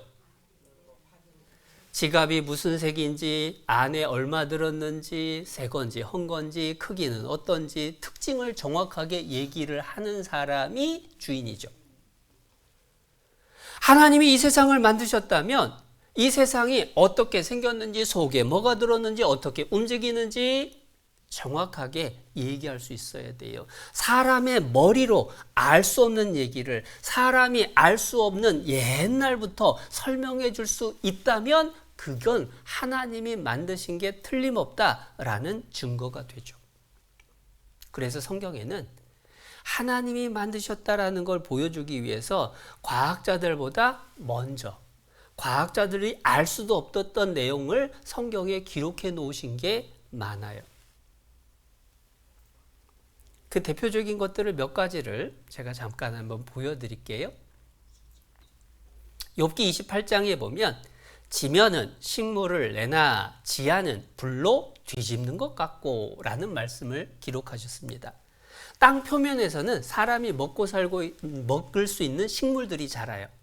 그런데 땅 속에는 뭐가 있을까요? 3,500년 전에 기록된 성경입니다. 3,500년 전 사람이 땅 속을 뭐가 있나 궁금해서 땅을 파봤어요. 뭐 나올까요? 불 나와요. 땅 팠더니 흙 나오고 더 파면 돌 나오고 그래도 더 깊이 파면은 물이 나오기도 하죠. 그런데 3,500년 전에 팠더니 불이 나왔다라는 건 있을 수가 없잖아요. 그런데 성경에 욥기 28장 5절에 지하는 불로 뒤집는 것 같다. 더 놀라운 건 지하에 불이 있다라고만 하신 게 아니라 불로 뒤집는 것 같아요. 과학을 공부해 보면 이게 얼마나 대단한 건지를 알게 돼요. 여기 지구 내부에 대해서 지금은 많은 과학적 발견에 의해서 지구 내부에 불덩이가 들어있다는 건 상식입니다. 그런데 지구 내부 온도 최고 7,000도가 넘는데 놀라운 건 이거예요. 멘틀이라고 하는 부분이 뜨거운 용암으로 되어 있는데 위에서 아래로, 아래에서 위로 뒤집어지죠. 외액은 액체 상태입니다. 위아래가 계속 뒤집히죠. 내액은 너무 단단해서 다이아보다 더 단단하다라고 그래요. 그런데 멘틀이 이렇게 위아래가 뒤집히고 외액이 이렇게 위아래가 뒤집힌다라는 게 이제 알려졌는데, 최초로 멘틀이 위아래가 뒤집힌다라고 하는 것을 발견한 과학자가 홈즈입니다. 1928년에 발견했어요. 지금부터 약 100년 전. 그런데 성경은 3500년 전에 지하는 불로 뒤집는 것 같고 라고 말씀하셨습니다. 어떻게? 과학자들이 알기도 3000년 이상 전에 과학자들이 설명하는 것보다 더 정확한 내용을 기록할 수가 있을까요? 하나님이 만드셨기 때문에 속이 어떻게 생겼는지 정확하게 기록해 두신 겁니다. 여기 번개에 대해서도 말씀을 해주십니다. 욥기 36장에 그가 번갯빛으로 자기의 사면에 두르시며 바다밑 또 가리우시며, 이런 것들로 번개를 말하죠. 번개로 만민을 징벌하시며, 번개 치면 천벌 받을까 두려운 사람들 많죠? 겁냅니다. 그런데 놀라운 건 그 다음이에요. 이런 것들로 번갯빛으로 식물을 풍비히 주시느니라. 아니, 번개하고 사람이 먹고 사는 것이 풍성해지는 것하고 도대체 무슨 상관이냐? 식물이 잘 자라기 위해서 필요한 것이 뭘까 생각을 해봐야 돼요. 번개가 치면 사람들은 일단은 두려워합니다. 벌 받는 거 아닐까? 그리고 또 하나는 식물을 잘 자라게 하는 힘이 된다고 하는데, 식물이 자라기 위한 비료 성분 중에 제일 중요한 게 질소입니다. 질소 비료가 있어야 무럭무럭 자라요. 그런데 제가 미국에 단기 선교 갔을 때 가본 공원입니다. 스톤 마운튼, 돌 공원이란 뜻인데요. 돌이 얼마나냐? 이거 전체가 돌 한 개예요. 밑에 있는 건물하고 비교해 보면 돌이 얼마나 큰지를 아시겠죠? 이게 돌 하나입니다. 거기에 나무가 자라요. 이렇게. 물이야 비가 내리면 되지만 이 푸르게 자라기 위해서 질소가 필요한데 질소 비료는 어떻게 내렸을까? 그런데 성경에 나와 있는 대로 과학자들이 발견한 겁니다. 번개는 생명체의 최대 질소원이다. 근데 제가 이 기사를 보고 성경 말씀 보고 깜짝 놀란 이유가 하나 있어요. 그게 뭐냐면 기존 뿌리옥 박테리아서를 뒤엎었다. 제가 시골 출신입니다. 중학교 때 선택 과목이 농업이에요. 농업 시간에 이제 식물에 잘 자라가는 비료에 대해서 공부를 하면서 거기에서 질소 비료의 근원을 뭐라고 설명했느냐? 뿌리옥 박테리아가 질소 비료를 만들어준다라고 배웠고 시험을 봤어요. 약 40년 전입니다. 그런데 1995년에 지금부터 약 30년 전에 번개가 생명체 최대 질소원이고 기존 뿌리옥 박테리아서를 뒤엎었다. 제가 중학교 때까지 배웠던 것이 제가 대학원 갔을 때에 뒤집혔다라는 것을 이거 기사에 나온 걸 보고 깜짝 놀랐어요. 그런데 성경에는 언제 기록되어 있었느냐? 3500년 전에 기록이 되어 있었던 겁니다. 그 질소 비료가 생기는 과정을 요즘은 화학식으로 다 풀어서 설명을 해줍니다. 쉽게 생각해서 번개 칠 때마다 비와 함께 비료가 내리는 거예요. 그런데 그게 발견된 게 방금 기사에 봤던 것처럼 30년 전. 40년 전에 저는 뿌리옥 박테리아라고 배웠다니까요. 그런데 그렇게 배웠던 것도 최신 기술이었는데 성경에는 3500년 전에 번개가 식물을 풍비히 준다라고 말씀하고 계셔요. 어떻게 그걸 그 오래전에 성경에 기록해 둘 수가 있냐고요. 하나님이 만드셨으니까 하나님이 다 아시는 겁니다. 창세기 1장 폈으니까요. 11절 한번 보겠습니다. 11절. 이 말씀은 제가 화면에 안 찾아왔습니다. 11절 말씀. 하나님이 가라사대 땅은 풀과 씨 맺는 채소와 각기 종류대로 씨 가진 열매 맺는 과목을 내라 하심에 그대로 되어 땅이 풀과 각기 종류대로 씨 맺는 채소와 각기 종류대로 씨 가진 열매 맺는 나무를 내니 하나님의 보시기에 좋았더라. 무슨 얘기냐면 하나님이 식물을 종류대로 만드셨다. 종류대로가 3번이나 나옵니다. 하나님이 모든 식물을 종류대로 만드신 거지 절대 진화에 의해서 하나의 식물이 다양한 식물로 바뀐 게 아니다. 그 말씀해 주실 거예요. 근데 진화에 의해서 생긴 걸까요? 하나님 말씀대로 하나님이 종류대로 만드신 걸까요? 확인해 보는 방법은 의외로 간단한 데 있어요. 여러분 콩 심은 데 콩 나고 팥 심은 데 팥 나고 종류대로란 뜻이죠. 1000년 전에 콩 심었습니다. 뭐 났을까요? 5000년 전에 콩 심었습니다. 뭐 났을까요? 콩. 만약에 콩을 심었는데 팥이 나고 팥을 심었는데 쌀이 나고 그런 일이 있다면 진화론이 맞아요. 그런데 그런 일이 한 번도 없죠. 그 얘기는 진화된 게 아니라 하나님이 종류대로 만드신 게 틀림없다. 그런데 왜 진화론을 얘기하는 사람들이 다윈이라는 사람은 왜 진화됐다라고 얘기를 했을까? 다윈이라는 사람이 진화를 얘기를 했을 당시에는요, 현미경이라는 게 없었습니다. 그러니까 228을 보면은 다 그게 그거 같았어요. 그러니까 얼마든지 서로 변화될 수 있는 거 아닐까라고 생각을 한 겁니다. 그런데 요즘은요, 과학기술이 발전을 해가지고 현미경이 너무 좋아지니까 식물의 잎이 보통 복잡한 게 아니다라는 걸 알게 됐죠. 그래서 확대하면은 눈에 보이지도 않는 엽록소라고 하는 게 있고 그 엽록소에서 공기 중에 이산화탄소와 햇빛과 그리고 물뿌리에서 끌어올른 물을 가지고 사람에게 필요한 영양분을 만들고 사람에게 도움되는 산소를 만든다라고 하는 광합성이라고 하는 반응을 찾아냈죠. 식물의 잎이요, 너무 복잡합니다. 그런데 여러 가지 재료를 가지고 사람이 원하는 물질들을 만들어내는 것, 그게 뭐하고 똑같은 거냐? 그게 공장하고 똑같아요. 화학공장 보면 원유하고 전기하고 열을 넣고 첨가물을 넣어가지고 반응을 시키면 사람이 원하는 플라스틱이 나와요. 그리고 또 하나 더 나오는 게 있습니다. 뭐가 나올까요? 공해. 얼마나 화학단지는 오염이 심한지 몰라요. 그런데 분명한 건 뭐냐면 여러 재료를 가지고 반응시켜서 원하는 물질을 만들어내는 게 화학 공장입니다. 이 화학 공장 저절로 생겼다 하면 믿으실 분?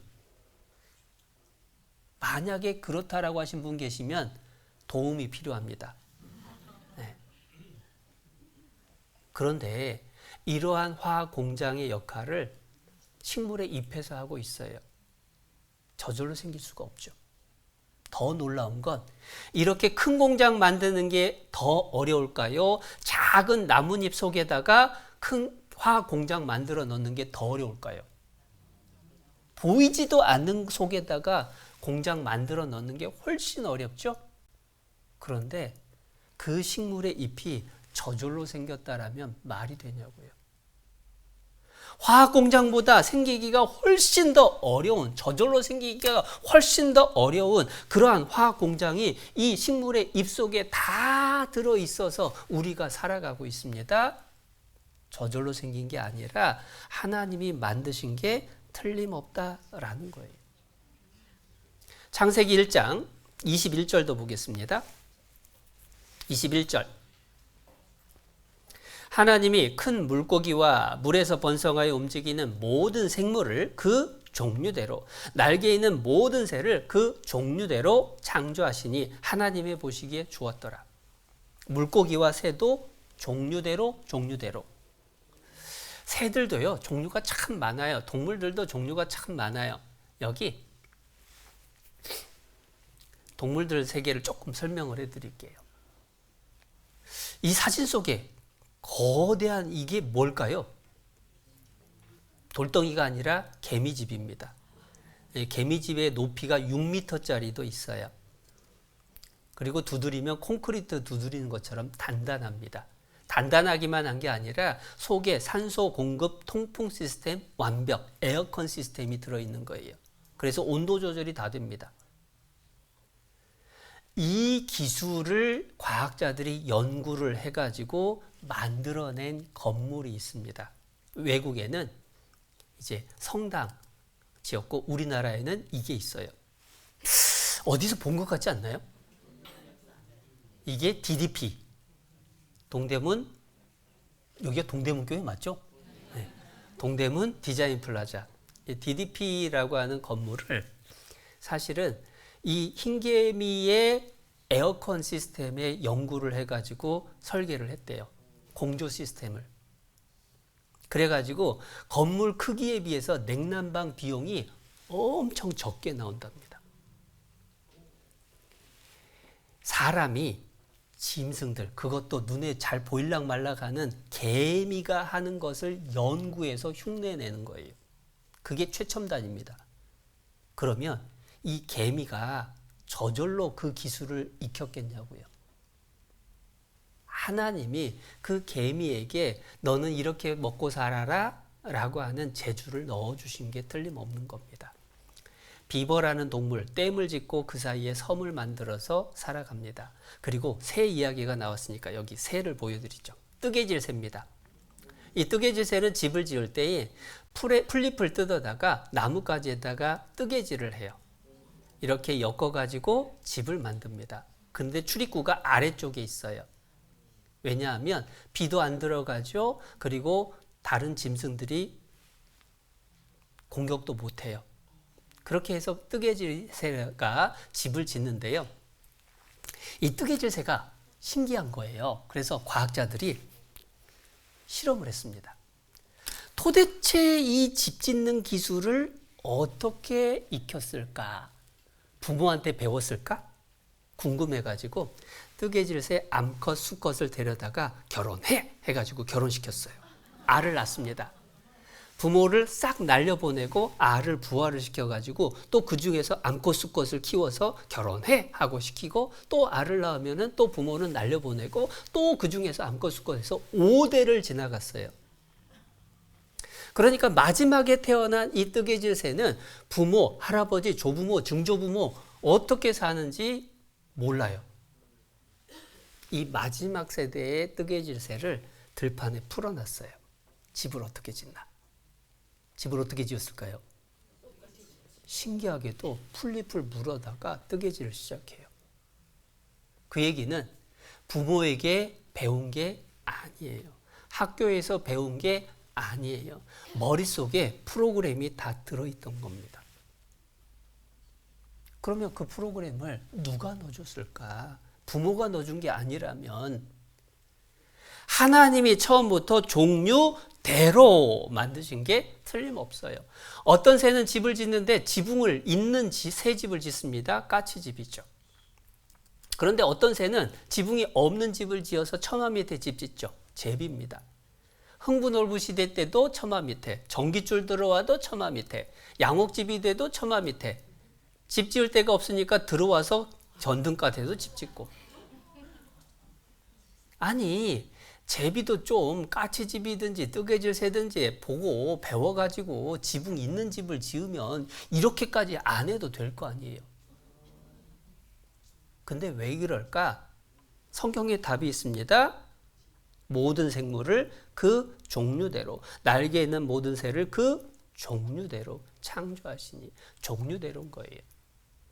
한때, 지금은 뭐 거의 안 그런데요. 카나리아를 집에서 많이 키웠던 때가 있습니다. 노래소리가 참 이뻐요. 그런데 그 카나리아가 어떻게 노래를 배우나, 또 이것도 과학자들이 실험을 했습니다. 그래가지고 태어나자마자 완전 격리를 해가지고 노래를 어떻게 하나 봤더니요. 처음에는 이상한 소리를 내다가 나중에는 원래 카나리아 소리하고 똑같은 노래를 합니다. 이번에는 실험을 두 번째로 태어나자마자 인공적인 사람이 만들어낸 소리를 들려줬습니다. 그러니까 들려준 소리를 따라하는 것 같다가 어느 정도 크니까 원래 노래를 하더래요. 그 얘기는 뭐죠? 카나리아가 노래하는 것도 듣고 배운 게 아니에요. 원래 프로그램이 돼 있었어요. 그럼 그 프로그램을 넣어준 게 누구냐라는 겁니다. 하나님이 종류대로 만드신 게 틀림없습니다. 창세기 1장 25절도 보시죠. 25절. 하나님이 땅의 짐승을 그 종류대로, 24절부터네요. 24절. 하나님이 가라사대 땅은 생물을 그 종류대로 내되 육축과 기는 것과 땅의 짐승을 종류대로 내라 하시고 그대로 되니라. 하나님이 땅의 짐승을 그 종류대로, 육축을 그 종류대로, 땅에 기는 모든 것을 그 종류대로 만드시니 하나님의 보시기에 좋았더라. 여기도 종류대로가 계속 나오죠. 동물들도 하나님이 종류대로 만드셨습니다. 여기 동물들 모습도 보면요. 말입니다. 말. 이 말은 사람이 타고 다니기 위해서 제갈이라는 걸 물리는데요. 이 제갈이 밖에서 보면 이렇게 생겼는데 뜯어놓고 보면 요거예요. 무슨 얘기냐면 이런 막대기 같은 모양이 되는 겁니다. 쇠로 돼 있어요. 그걸 입에다가 물려요. 그리고 고리로 묶어 놨습니다. 자, 여러분에게 쉽게 생각해서 볼펜을 입에 물고 살으라고 합니다. 살 수 있을까요? 없을까요? 왜 못 살죠? 불편해서요? 더 큰 문제가 있습니다. 자, 이걸 입에다가 물고 밥 먹으래요. 어떻게 되죠? 못 먹죠? 아니, 근데 말은 저걸 물고 있어요. 근데 밥을 먹어요. 당근도 먹고 풀도 먹고. 아니, 어떻게 된 거냐? 이빨을 다 뽑았을까? 알고 봤더니 신기한 겁니다. 어금니가 있고요. 앞니가 있는데 중간에 없어요. 이것을 그래서 과학자들이 뭐라고 이름을 붙였느냐? 치간이라고 부르고 별명이 제갈바지예요. 말은 처음부터 여기에 제갈을 물릴 수 있도록 아예 이빨이 안 나요. 하나님이 사람을 위해서 짐승을 만드실 때에 24절 다시 한번 보겠습니다. 하나님이 가라사대 땅은 생물을 그 종류대로 내되 육축과 기는 것과. 여기서 육축은요, 사람 가까이에서 살아가는 6가지 짐승을 얘기합니다. 그러니까 들짐승하고 다르게 구별된 짐승들을 하나님이 따로 만들어 주셨어요. 그래서 소나 돼지나 양이나 이런 짐승들은 항상 역사 속에서 사람 가까이에 있었습니다. 말도 그렇죠. 하나님이 종류대로 만드셨어요. 기린이라고 하는 동물도요, 좀 특이한 동물이죠. 여기 기린에 대해서 잠깐 보면요. 이 기린 혓바닥이 엄청 깁니다. 한 40cm 이상 되거든요. 그래서 식물의 잎을 훑어먹어요. 그리고 재밌는 퀴즈가 하나 있더라고요. 기린은 눈을 뜨고 잘까요? 눈을 감고 잘까요? 놀라운 건 한쪽 눈을 뜨고 한쪽 눈을 감고 자요. 왜냐하면 항상 경계를 하고 있는 겁니다. 자, 그런데 그러한 기린에 있어서 제일 중요한 건 목입니다. 목. 기린의 목은 진화에 의해서 생긴 걸까? 하나님이 종류대로 만드신 걸까? 이게 문제입니다. 진화론에서는 용불용설을 가지고 또는 적자생존의 법칙을 가지고 여러 가지로 설명을 해보려고 애를 써요. 그 중에 하나가 이제 용불용설입니다. 원래는 기린이 목이 짧았어요. 그런데 낮은 데 있는 식물들이 별로 없고 위에가 먹을 게 많으니까 목을 쭉쭉 늘리기 시작했습니다. 그러다 보니까 목이 긴 것만 살아남았다. 자연선택설도 비슷합니다. 목이 긴 거하고 목이 짧은 것이 있었는데 이 밑에 먹을 게 없어지니까 목이 긴 것만 살아남았다. 그런데 아프리카 가면요, 목이 긴 기린만 살아있는 게 아니라 목이 짧은 동물들도 엄청 많죠. 코뿔소도 있고 코끼리도 있고. 그런데도 다 사는 거 보면은 기린이 이 목이 긴 것만 살아남은 게 자연선택설의 결과가 아니다라는 게 분명합니다. 용불용설은 그럼 뭘까? 쓰면 쓸수록 길어지는데 그게 유전이 될까? 거기에 대한 답이 이겁니다. 파다옹족, 카렌족은요, 미인의 기준이 목이 길어야 돼요. 정말 이쁘죠? 반응이 좀 이상한데 이 민족들한테는 미인입니다. 목이 길거든요. 자, 이렇게 목이 길어서 시집을 잘 갔어요.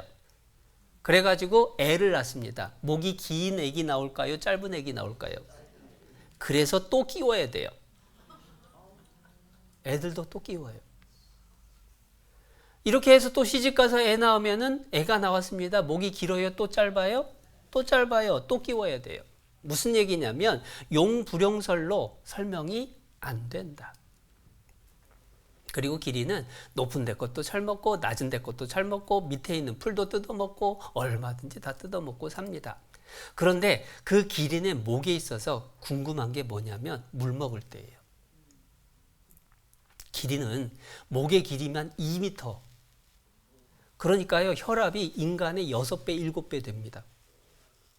자, 그런데 그 목을 숙여서 물을 먹기 위해서는요, 심장이 2m 위에서 사람의 혈압보다 6배, 7배의 혈압을 가지고 붕 펌프질을 하면은 뇌가 핏줄이 터져서 뇌출혈로 죽어야 돼요. 그런데 이렇게 물을 먹는데 아무 이상 없어요. 왜 그럴까? 라고 하는 것을 연구를 해봤습니다. 그랬더니 신기한 게 원더네트라고 하는 게 그 기린의 뇌에 있는 거예요. 그게 뭐냐면 피를 올려보내면 스폰지처럼 이게 먹고 있어요. 그리고 이 혈관에 칸막이가 다 있습니다. 그래서 이 기린이 목을 딱 숙였을 때에 이 원더네트가 그 피를 갖다가 쭉 흡수를 하면서 혈압의 충격을 줄여줘요. 그리고 목을 딱 다시 들면은 여기 있던 피가 다시 내려오고, 그리고 정맥판이 이렇게 판막이 다 있는 이유는 뭐냐면 한꺼번에 피가 뇌로 몰리지 않게 딱 막아줬다가 들면은 정상 작동. 그러면서 과학자들의 결론이 실은 이거예요.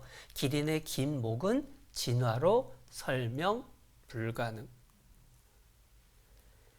머리로 피 보낼 때 심장 압력이 너무 크고 그게 거꾸로 고개를 숙이면 뇌출혈이 생길 수밖에 없는데, 또 고개를 들면 쓰러질 수밖에 없는데 아무 이상 없는 이유가 뭐냐? 속에가 안전장치가 다 들어있는데 저절로 생길 수 없다.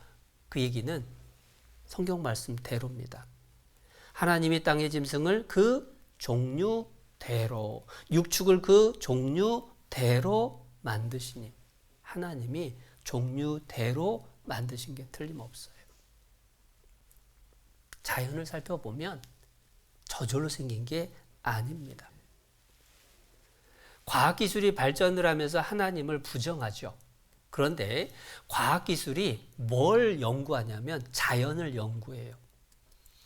곤충에게 과학기술 배워요. 상어, 비늘에서 과학기술 배워요. 올빼미, 전복, 거미, 그리고 도마뱀 발바닥, 연꽃, 잎, 뱀, 눈. 첨단 과학기술이라고 하는 게 대부분의 경우에 자연의 원리를 연구해서 사람이 활용을 하는 겁니다. 건축기술도 동물들의 집짓기에서 배우고, 첨단 기술을 갖는 것은 자연을 모방하는 거고, 자연 모방이 최첨단 기술이다. 자, 그 얘기는 뭐냐면 사람이 수천억을 들이고 수조를 들여가지고 연구해서 흉내내는 게 자연입니다. 그 자연이 저절로겠냐고요. 하나님의 솜씨로 만들어진 자연을 사람이 연구하는 것, 그게 최첨단 기술인 거예요. 이 세상은 저절로 생긴 게 아닙니다. 만드신 하나님이 반드시 계셔요. 그러한 하나님이 온 세상을 만드시고 그 속에 생명체를 만들었다. 거기에 대한 가장 확실한 증거, 증인이 누구냐? 바로 사람입니다. 나라고 하는 사람은 어떻게 생겼을까요? 1번, 나는 저절로 생겼다. 2번, 나는 부모가 만들었다. 3번, 나는 하나님이 만들었다. 몇 번일까요? 3번일 수밖에 없습니다. 1번은 분명히 아니에요. 나는 부모가 만들었든지 하나님이 만들었든지. 그런데 나를 부모가 만든 것도 아닙니다. 어떻게 할 수 있느냐? 제가요, 이제 애들이 다 컸지만 첫째 애가 임신이 됐을 때에 아들인지 딸인지 너무 궁금하잖아요. 근데 요즘은 어떤지 잘 모르겠습니다. 근데 예전에 저희 때는 산부인과 의사가 선생님이 안 알려줘요. 그래서 하루는 집사람하고 같이 병원을 찾았습니다. 그래서 여쭤봤어요. 저 선생님, 애 출산 준비를 좀 해야 되겠는데 하늘색으로 준비할까요? 분홍색으로 준비할까요? 나름 고민해서 질문을 했어요. 의사 선생님이 웃으시면서 대답하셨습니다. 네, 보라색으로 준비하세요. 안 알려주는 겁니다. 그런데 주변에 할머니들이 제 집사람 배를 보더니 아이고, 배 모양 보니까 아들이네. 아이고, 뒤에서 걷는 태 보니까 아들 틀림없네. 그래서 하늘색으로 준비를 했어요. 드디어 애가 나왔습니다. 아들이었을까요? 딸이었을까요? 딸이 나왔어요. 공주님이 나왔어요. 아빠도 몰랐어요. 엄마도 몰랐어요. 주변에 경험 많으신 할머니들도 몰랐어요. 만약에 부모가 만들었다라고 한다면 최소한 아들이냐 딸이냐는 알아야 될 거 아니냐고요. 무슨 얘기냐면 어머님들 많이 계시는데 어머님이 부엌에서 요리를 하고 계십니다. 아들이 와가지고 물어봐요. 엄마 뭐 만들어? 그러면 불고기 한다, 뭐 김치찌개 한다 대답해 줄 거 아니에요. 그런데 상상해 보십시오. 요리를 막 하고 있는데 애가 와서 엄마 뭐 만들어? 했더니 엄마 대답. 나도 몰라? 말이 돼요, 안 돼요? 말이 안 돼요. 그런데 엄마 뱃속에 애가 자라고 있는데 엄마 남동생이야, 여동생이야? 나도 몰라. 그 얘기는 엄마 아빠가 만드는 게 아닌 거예요. 엄마 아빠가 만들면 큰일 납니다. 아들, 딸 원망을 어떻게 감당할 거냐고요. 왜 나를 이렇게 만들어가지고 내 머리는 이것밖에 안 되고 내 키는 이것밖에 안 되고 내 생긴 건 왜 이러냐고 따지면은 그거 어떻게 뒷감당하냐고요. 부모는 낳은 건 틀림없지만 만든 건 아니에요. 창세기 1장 펼쳐져 있으니까 27절 보시겠습니다. 27절 함께 읽어보겠습니다.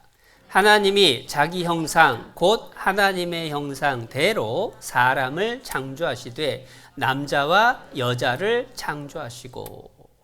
하나님이 사람을 만드셨어요. 만든 분하고 낳은 분은 다르다라는 겁니다. 부모는 낳아주신 분, 하나님은 만들어주신 분. 그 차이를 이렇게 설명을 할 수가 있습니다. 이제 날 서늘해지면 길거리에 많이 나오죠? 붕어빵 장수입니다. 제빵사가 빵틀을 이용해서 붕어빵을 만들어요. 마찬가지라는 겁니다. 하나님이 부모님을 통해서 나를 만들어요. 그래서 붕어빵이 빵틀하고 모양이 쏙 빼닮은 것처럼 나라고 하는 사람은 부모님을 닮았습니다.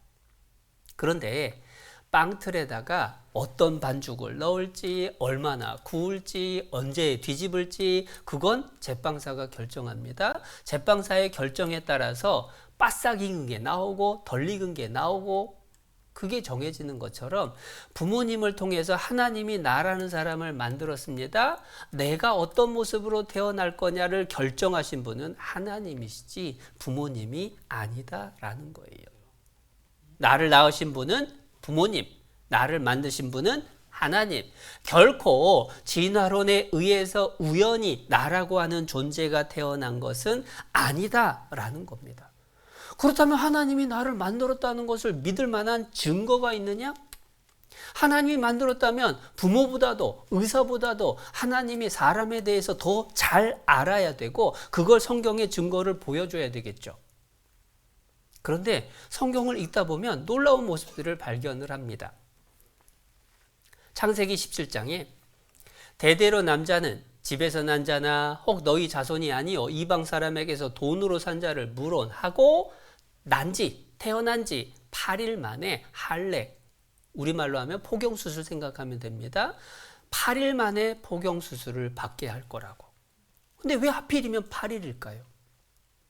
태어날 때 의사가 왔잖아요. 그러면 그때 바로 수술하면 좋을 거 아니에요. 근데 8일이래요. 사람들이 이해를 못했는데 의술이 발달하고 과학이 발달한 후에 알게 됐습니다. 8일째에 혈액 응고 인자, 피가 멈추게 하는 그러한 원인들이 최고입니다. 구체적으로 피가 멈추게 하는 프로트롬빈이라고 하는 게 있는데 태어나서 3일째는 정상인의 3분의 1, 피가 잘 안 멈춰요.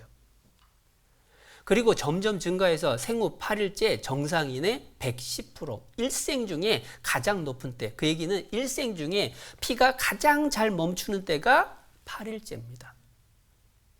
그때에 포경수술을 하면 안전한 거죠. 그런 피가 멈추는 과정이요. 책을 찾아보면 이렇게 설명을 합니다. 이게 이제 뭐 중고등학교 과학교과서에 나오는 수준이에요. 그런데 의대생들이 배우는 건 좀 더 복잡합니다. 상처가 나고 피가 멈추는 과정. 과학자들이 연구한 건 더 복잡합니다. 여기 상처가 났습니다. 피가 멈추는 과정과 그 사이에 영향을 끼치는 성분들을 다 적은 거예요. 이 중에 하나만 문제가 생기면 혈우병입니다. 피가 안 멈춰요. 여러분, 이 복잡한 과정이 우연히 저절로 생겼을까요? 한꺼번에 이 모든 복잡한 과정이 딱 맞춰져 있지 않으면 사람은 상처만 나도 다 죽었어야 돼요. 인류가 이렇게 많이 살고 있는 것은 사람을 하나님이 처음부터 완전하게 만들어 주신 증거라고 이야기할 수도 있는 겁니다. 그러한 사람에 대해서 하나님은 얼마나 잘 아시는지 엄마 뱃속에 아기가 생겨나는 과정에 대해서도 설명을 해 주셔요. 먼저 한번 질문을 드려볼게요. 찰흙 한 덩이하고 철사 한 뭉치를 한 분 한 분 다 나눠드린 다음에 사람의 손 모양을 만들어 보세요 라고 하면 어떤 순서로 만드실까요? 1번, 철사로 뼈대를 만들고 찰흙으로 살을 붙인다. 2번, 찰흙으로 손 모양 만들고 부서지지 말라고 철사를 쑤셔 넣는다. 1번이요? 2번이요? 당연히 1번이죠. 엄마 뱃속에 아기가 생겨납니다. 아기의 팔이 만들어지는데 뼈대가 만들어지면서 그 손 모양이 생겨날까요? 손 모양이 다 만들어지고 뼈대가 생겨날까요? 우리 상식으로는 적어도 뼈대하고 같이 만들어져야 모양이 생기잖아요. 그런데 성경의 하나님은 특이한 말씀을 해주셨습니다. 여기 제가 욥기 말씀을 찾아왔는데요. 욥기 10장에 기억하옵소서 주께서 내 몸 지으시기를 흙을 뭉치듯 하셨거늘 찰흙 만들기처럼 사람의 몸을 만드셨대요. 다시 나를 티끌로 돌려보내려 하시나이까? 주께서 나를 젖과 같이 쏟으셨으며 아버지 몸에서 어머니 몸으로 아기 씨가 옮겨졌습니다. 엉긴 젖처럼 엉기게 하지 아니하셨나이까? 이제 세포 분열을 통해서 점점 덩어리가 커져갑니다. 그리고 가죽과 살로 내게 입히시며 피부와 살이 먼저 다 만들어지고 뼈와 힘줄로 나를 뭉치시고. 순서가 우리 상식하고 달라요. 그런데 실제 과학기술의 발달로 엄마 뱃속에 아기가 생겨나는 과정을 촬영을 했더니 이렇습니다. 수정된 지 5일 후 강력한 효소들을 뿜어내고 외막에 작은 구멍을 내서 내용물을 밖으로 내보냅니다.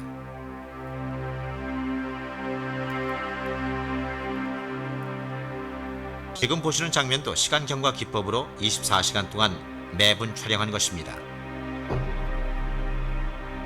일부 학자들은 이 현상을 알 깨기에 비유하기도 합니다.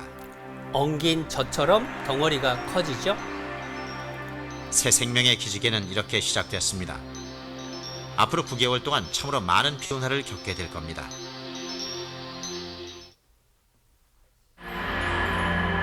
자세히 보여드리겠습니다. 이것이 바로 팔입니다. 이제 세포들 중 몇 개는 손을 만드는 작업에 착수하게 되는데요.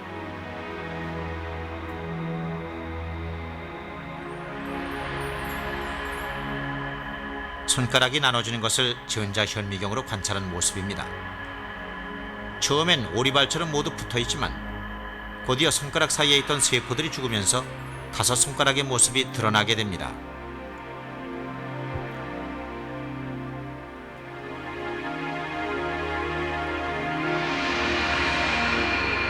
이것이 육주된 아기의 손입니다. 임신 9주가 된 아기의 손입니다. 손 모양이 다 생겼습니다. 이제 이곳의 기관 세포들이 특별한 문제가 없는 한은 아기의 손 모양은 전보다 더 분명해질 것입니다.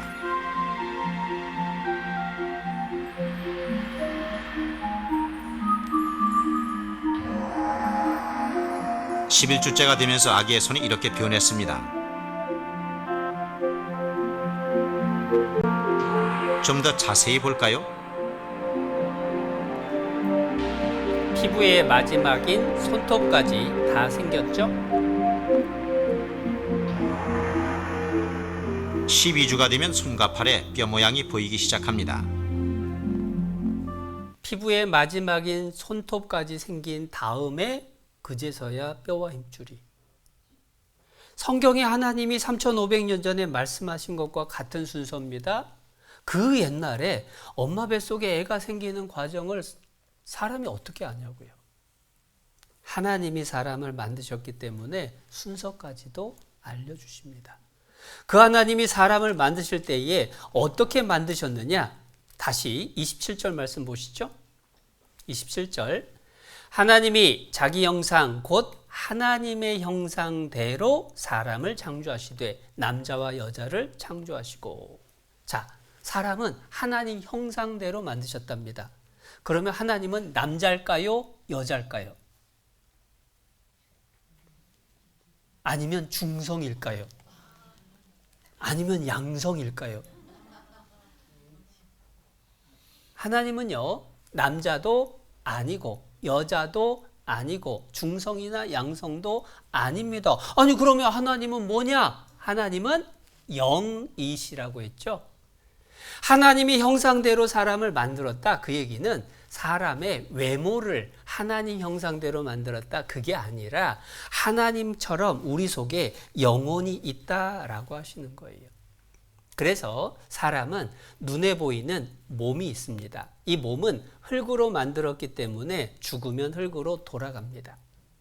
그런데 하나님 닮은 영혼이 속에 있습니다. 그 영혼은 눈에 보이지 않죠? 하나님께로부터 왔기 때문에 죽으면 하나님께로 돌아가는 거예요. 그런데 사람에게 중요한 것, 더 중요한 건 몸이 더 중요할까요? 영혼이 더 중요할까요? 자신이 없으십니까? 그럼 질문을 하나 드리죠. 어떤 부잣집, 갑부, 막 재산이 수백억입니다. 그런데 그 집에 외아들이 있는데요. 키가 180이 넘어요. 외모는 뭐 장동건은 좀 옛날 사람인가? 요즘은 누구죠? 뭐 김수현인가요? 아무튼 기가 막히게 잘생겼습니다. IQ는 200 가까이 됩니다.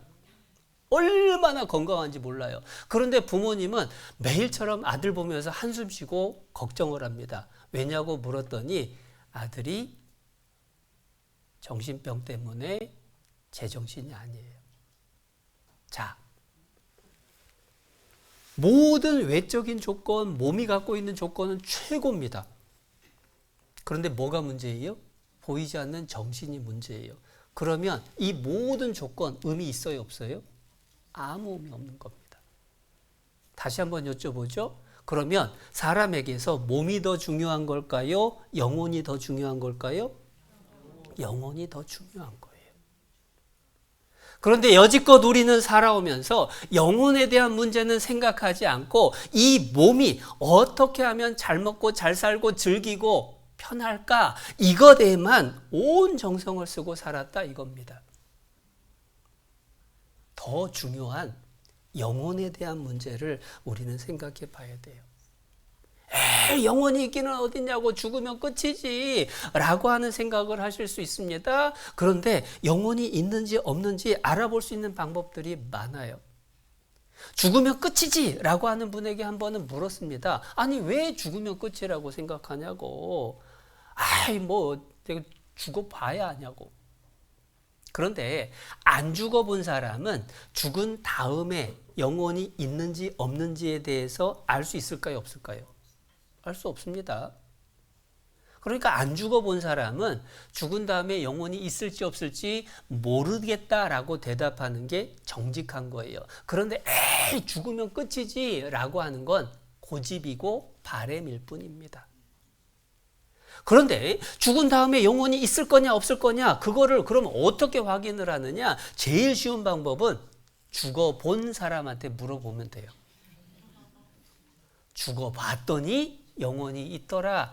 그것이 그런 경험이 있는지 없는지 확인해 보면 됩니다. 무슨 얘기냐? 성경 말씀에 이런 말씀을 해주셔요. 열왕기상 17장에 한 아이가 죽었습니다. 아이가 죽었으니 얼마나 슬퍼요? 엄마가 아이 살려달라고 간절히 부탁했더니 엘리야 선지자가 이렇게 합니다.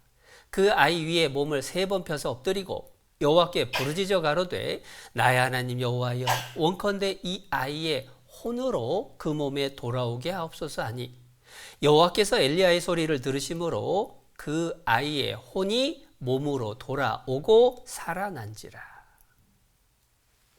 사람 몸속에 영혼이 있는데요. 이 영혼이 몸에서 나가버리면 이 몸은 죽은 거다 그 얘기입니다. 나갔던 영혼이 다시 들어오면 이 몸은 살아나는 거예요. 그런데 방금 읽은 성경에 사람의 영혼이 나갔다가 들어와서 살아난 일이 기록되어 있죠? 성경에 그런 사건이 8번 기록되어 있습니다. 그리고 의외로 우리 주변에 죽었다가 다시 살아난 경험을 한 사람들이 많고 그게 사람들의 관심이 많기 때문에 방송에서도 많이 보여줬죠. 그것이 알고 싶다의 어떤 증언 내용을 한번 같이 보겠습니다. 한국 사람이나 미국 사람이나 지금 사람이나 기원 전 사람이나 경험한 내용이 똑같아요. 그 얘기는 진리다라는 얘기입니다. 모든 사람이 똑같은 경험을 하게 될 거란 얘기예요. 죽음의 순간에 영혼이 빠져나가는 일이 있고 자기 죽은 시체를 보고 어디론가 빛을 따라서 이동을 합니다. 거기에서 빛을 보거나 어떤 소리를 듣고 깨어나면 살아난 경험을 하는 거고 그러지 못하면 하나님 앞으로 갑니다. 그래서 성경에 이렇게 말씀해 주셨어요. 욥기 19장 26절인데 같이 읽어봅니다. 나의 이 가죽 이것이 썩은 후에 내가 육체 밖에서 하나님을 보리라. 나의 이 가죽 내 몸뚱어리를 말합니다. 내 몸이 썩었다 죽는 걸 얘기하죠. 죽음 후에 내가 죽었는데 내가 또 있어요. 영혼을 말합니다. 나의 몸이 썩은 후에 내 영혼은 육체 밖에서 하나님을 보리라. 성경 말씀대로 임사체험자들이 똑같은 경험을 했습니다. 우리도 그걸 경험하게 될 거예요. 하나님을 모르는 사람들도 죽음이 끝이라 생각하지 않습니다. 죽음 다음에 영원한 세상이 있을 것을 누구나 생각을 해요. 그 죽음 이후에 대해서 우리가 생각하고 준비해야 됩니다. 죽음은 끝이 아닙니다. 끝이어서도 안 돼요. 이 땅에 살면서 고생하면서 사는 게 전부라고 한다면 너무너무 억울한 겁니다. 그렇다고 부정하려고 하는 마음도 위험한 생각인 거예요. 에이 죽으면 끝이지. 나는 나는 영원한 세상 같은 거 안 가. 내가 고집한다고 없어지는 게 아니에요. 엄마 뱃속에 10개월 있다가 태어나 보니까 7, 80년 인생이 시작됐습니다. 그런데 혹시 나는 태어나야지 하고 결심하고 태어나신 분 계십니까? 내 의지와 상관없이 눈 떠보니까 세상이 시작된 거예요. 마찬가지입니다. 7, 80년 인생 살고 죽음을 건너가게 되면 내 의지와 상관없이 영원한 세상이 시작이 되는 거예요. 그렇기 때문에 준비해야 됩니다. 미심쩍다면 확인해 봐야 되는 거예요. 사람은요, 많은 경고를 들으면서 삽니다. 그리고 대부분 그 경고가 확실치 않다라고 하더라도 무시하지 않아요. 심각하게 생각을 하고 준비를 합니다. 여기 경고의 모습들 조금 보여드릴까요? 많이 보셨을 겁니다. 실리카겔. 뭐라고 써있죠? 먹지 마세요. 혹시 먹어보신 분? 거의 없죠. 왜 안 드셨습니까? 먹지 말라니까. 먹으면 일 생길까 봐. 확인해 본 적 있으십니까? 실은 먹어도 안 죽어요. 먹어도 병 안 생깁니다. 대신 색깔 있는 건 드시면 안 돼요. 중금속이 들어있어서. 그런데 우리는 자세하게 확인도 안 해보고도 먹지 말라니까 안 먹었잖아요. 사람의 경고도 무시하지 않습니다. 산에 갔다가 약수터에 갔는데 목이 말라서 약수터를 찾았는데 이렇게 써 있어요. 끓여 드세요. 자, 드시겠습니까? 참겠습니까? 참죠. 음용 불가. 못 먹는 거예요. 실제로 못 먹는 물인지 아니면은 먹어도 되는 물인데 누가 잘못 써놨는지 몰라요. 그런데 경고가 있으니까 안 먹죠. 서울에서 주차가 참 어렵습니다. 주차 자리 찾다가 야, 빈 곳이 있다 하고 가봤더니 노 파킹, 차 작살이라고 써 있습니다. 주차할까요? 안 할까요? 안 하죠. 입주자 외 주차 적발 시 빵꾸냄 이런 거 붙어 있으면 주차 못 합니다. 사람의 경고도 무시 못해요. 그런데 천지를 지으시고 인간을 지으신 하나님이 경고하신 겁니다. 죽음이 끝이 아니다. 영원한 세상이 있다. 무시하시겠습니까? 확인해 보셔야 돼요. 물론 오늘 하루 듣고 자신 있게 결론 내리는 건 어렵습니다. 그래서 일주일 시간을 내기로 한 거예요. 혹여나 하는 마음에 여쭤봅니다. 내가 오늘 하루만 들어줄게 하신 분 계십니까? 마음 고쳐먹으시기 바랍니다. 오늘 하루 듣고 내일부터 안 오면 나를 인도하신 분이 다음에 이런 기회 있을 때 또 얘기할까요? 안 할까요? 또 얘기하겠죠. 그러면 그때 첫날부터 다시 들어야 돼요. 이번에 5일 약속했는데 하루 들었습니다. 4일만 한번 시간 내서 들어보시자고요. 꼭 오실 거죠? 네. 내일 또 아침에 뵙겠습니다. 함께 기도하시겠습니다. 살아계셔서 천지를 지으시고 인간을 만드신 하나님, 우리에게 하나님의 말씀을 들려주시고 증거를 보여주시고 하나님을 믿을 수 있는 기회를 허락해 주심을 감사합니다. 이번 한 주간 약속된 성경 강연회를 통해서 말씀 듣는 모든 이들이 다 구원 얻어 영원한 천국에 함께 갈 수 있도록 축복해 주시옵소서. 말씀 듣는데 어려움 없도록 모든 여건도 각 사람의 마음도 모든 형편도 하나님 지켜주시고 말씀을 잘 듣고 하나님을 올바로 믿을 수 있도록 성령께서 인도하여 주시옵소서. 한 주간의 모든 일정을 주님의 선하신 손길에 의지하오며 우리 모두가 구원받기를 바라시는 예수님의 이름으로 기도드렸습니다. 아멘.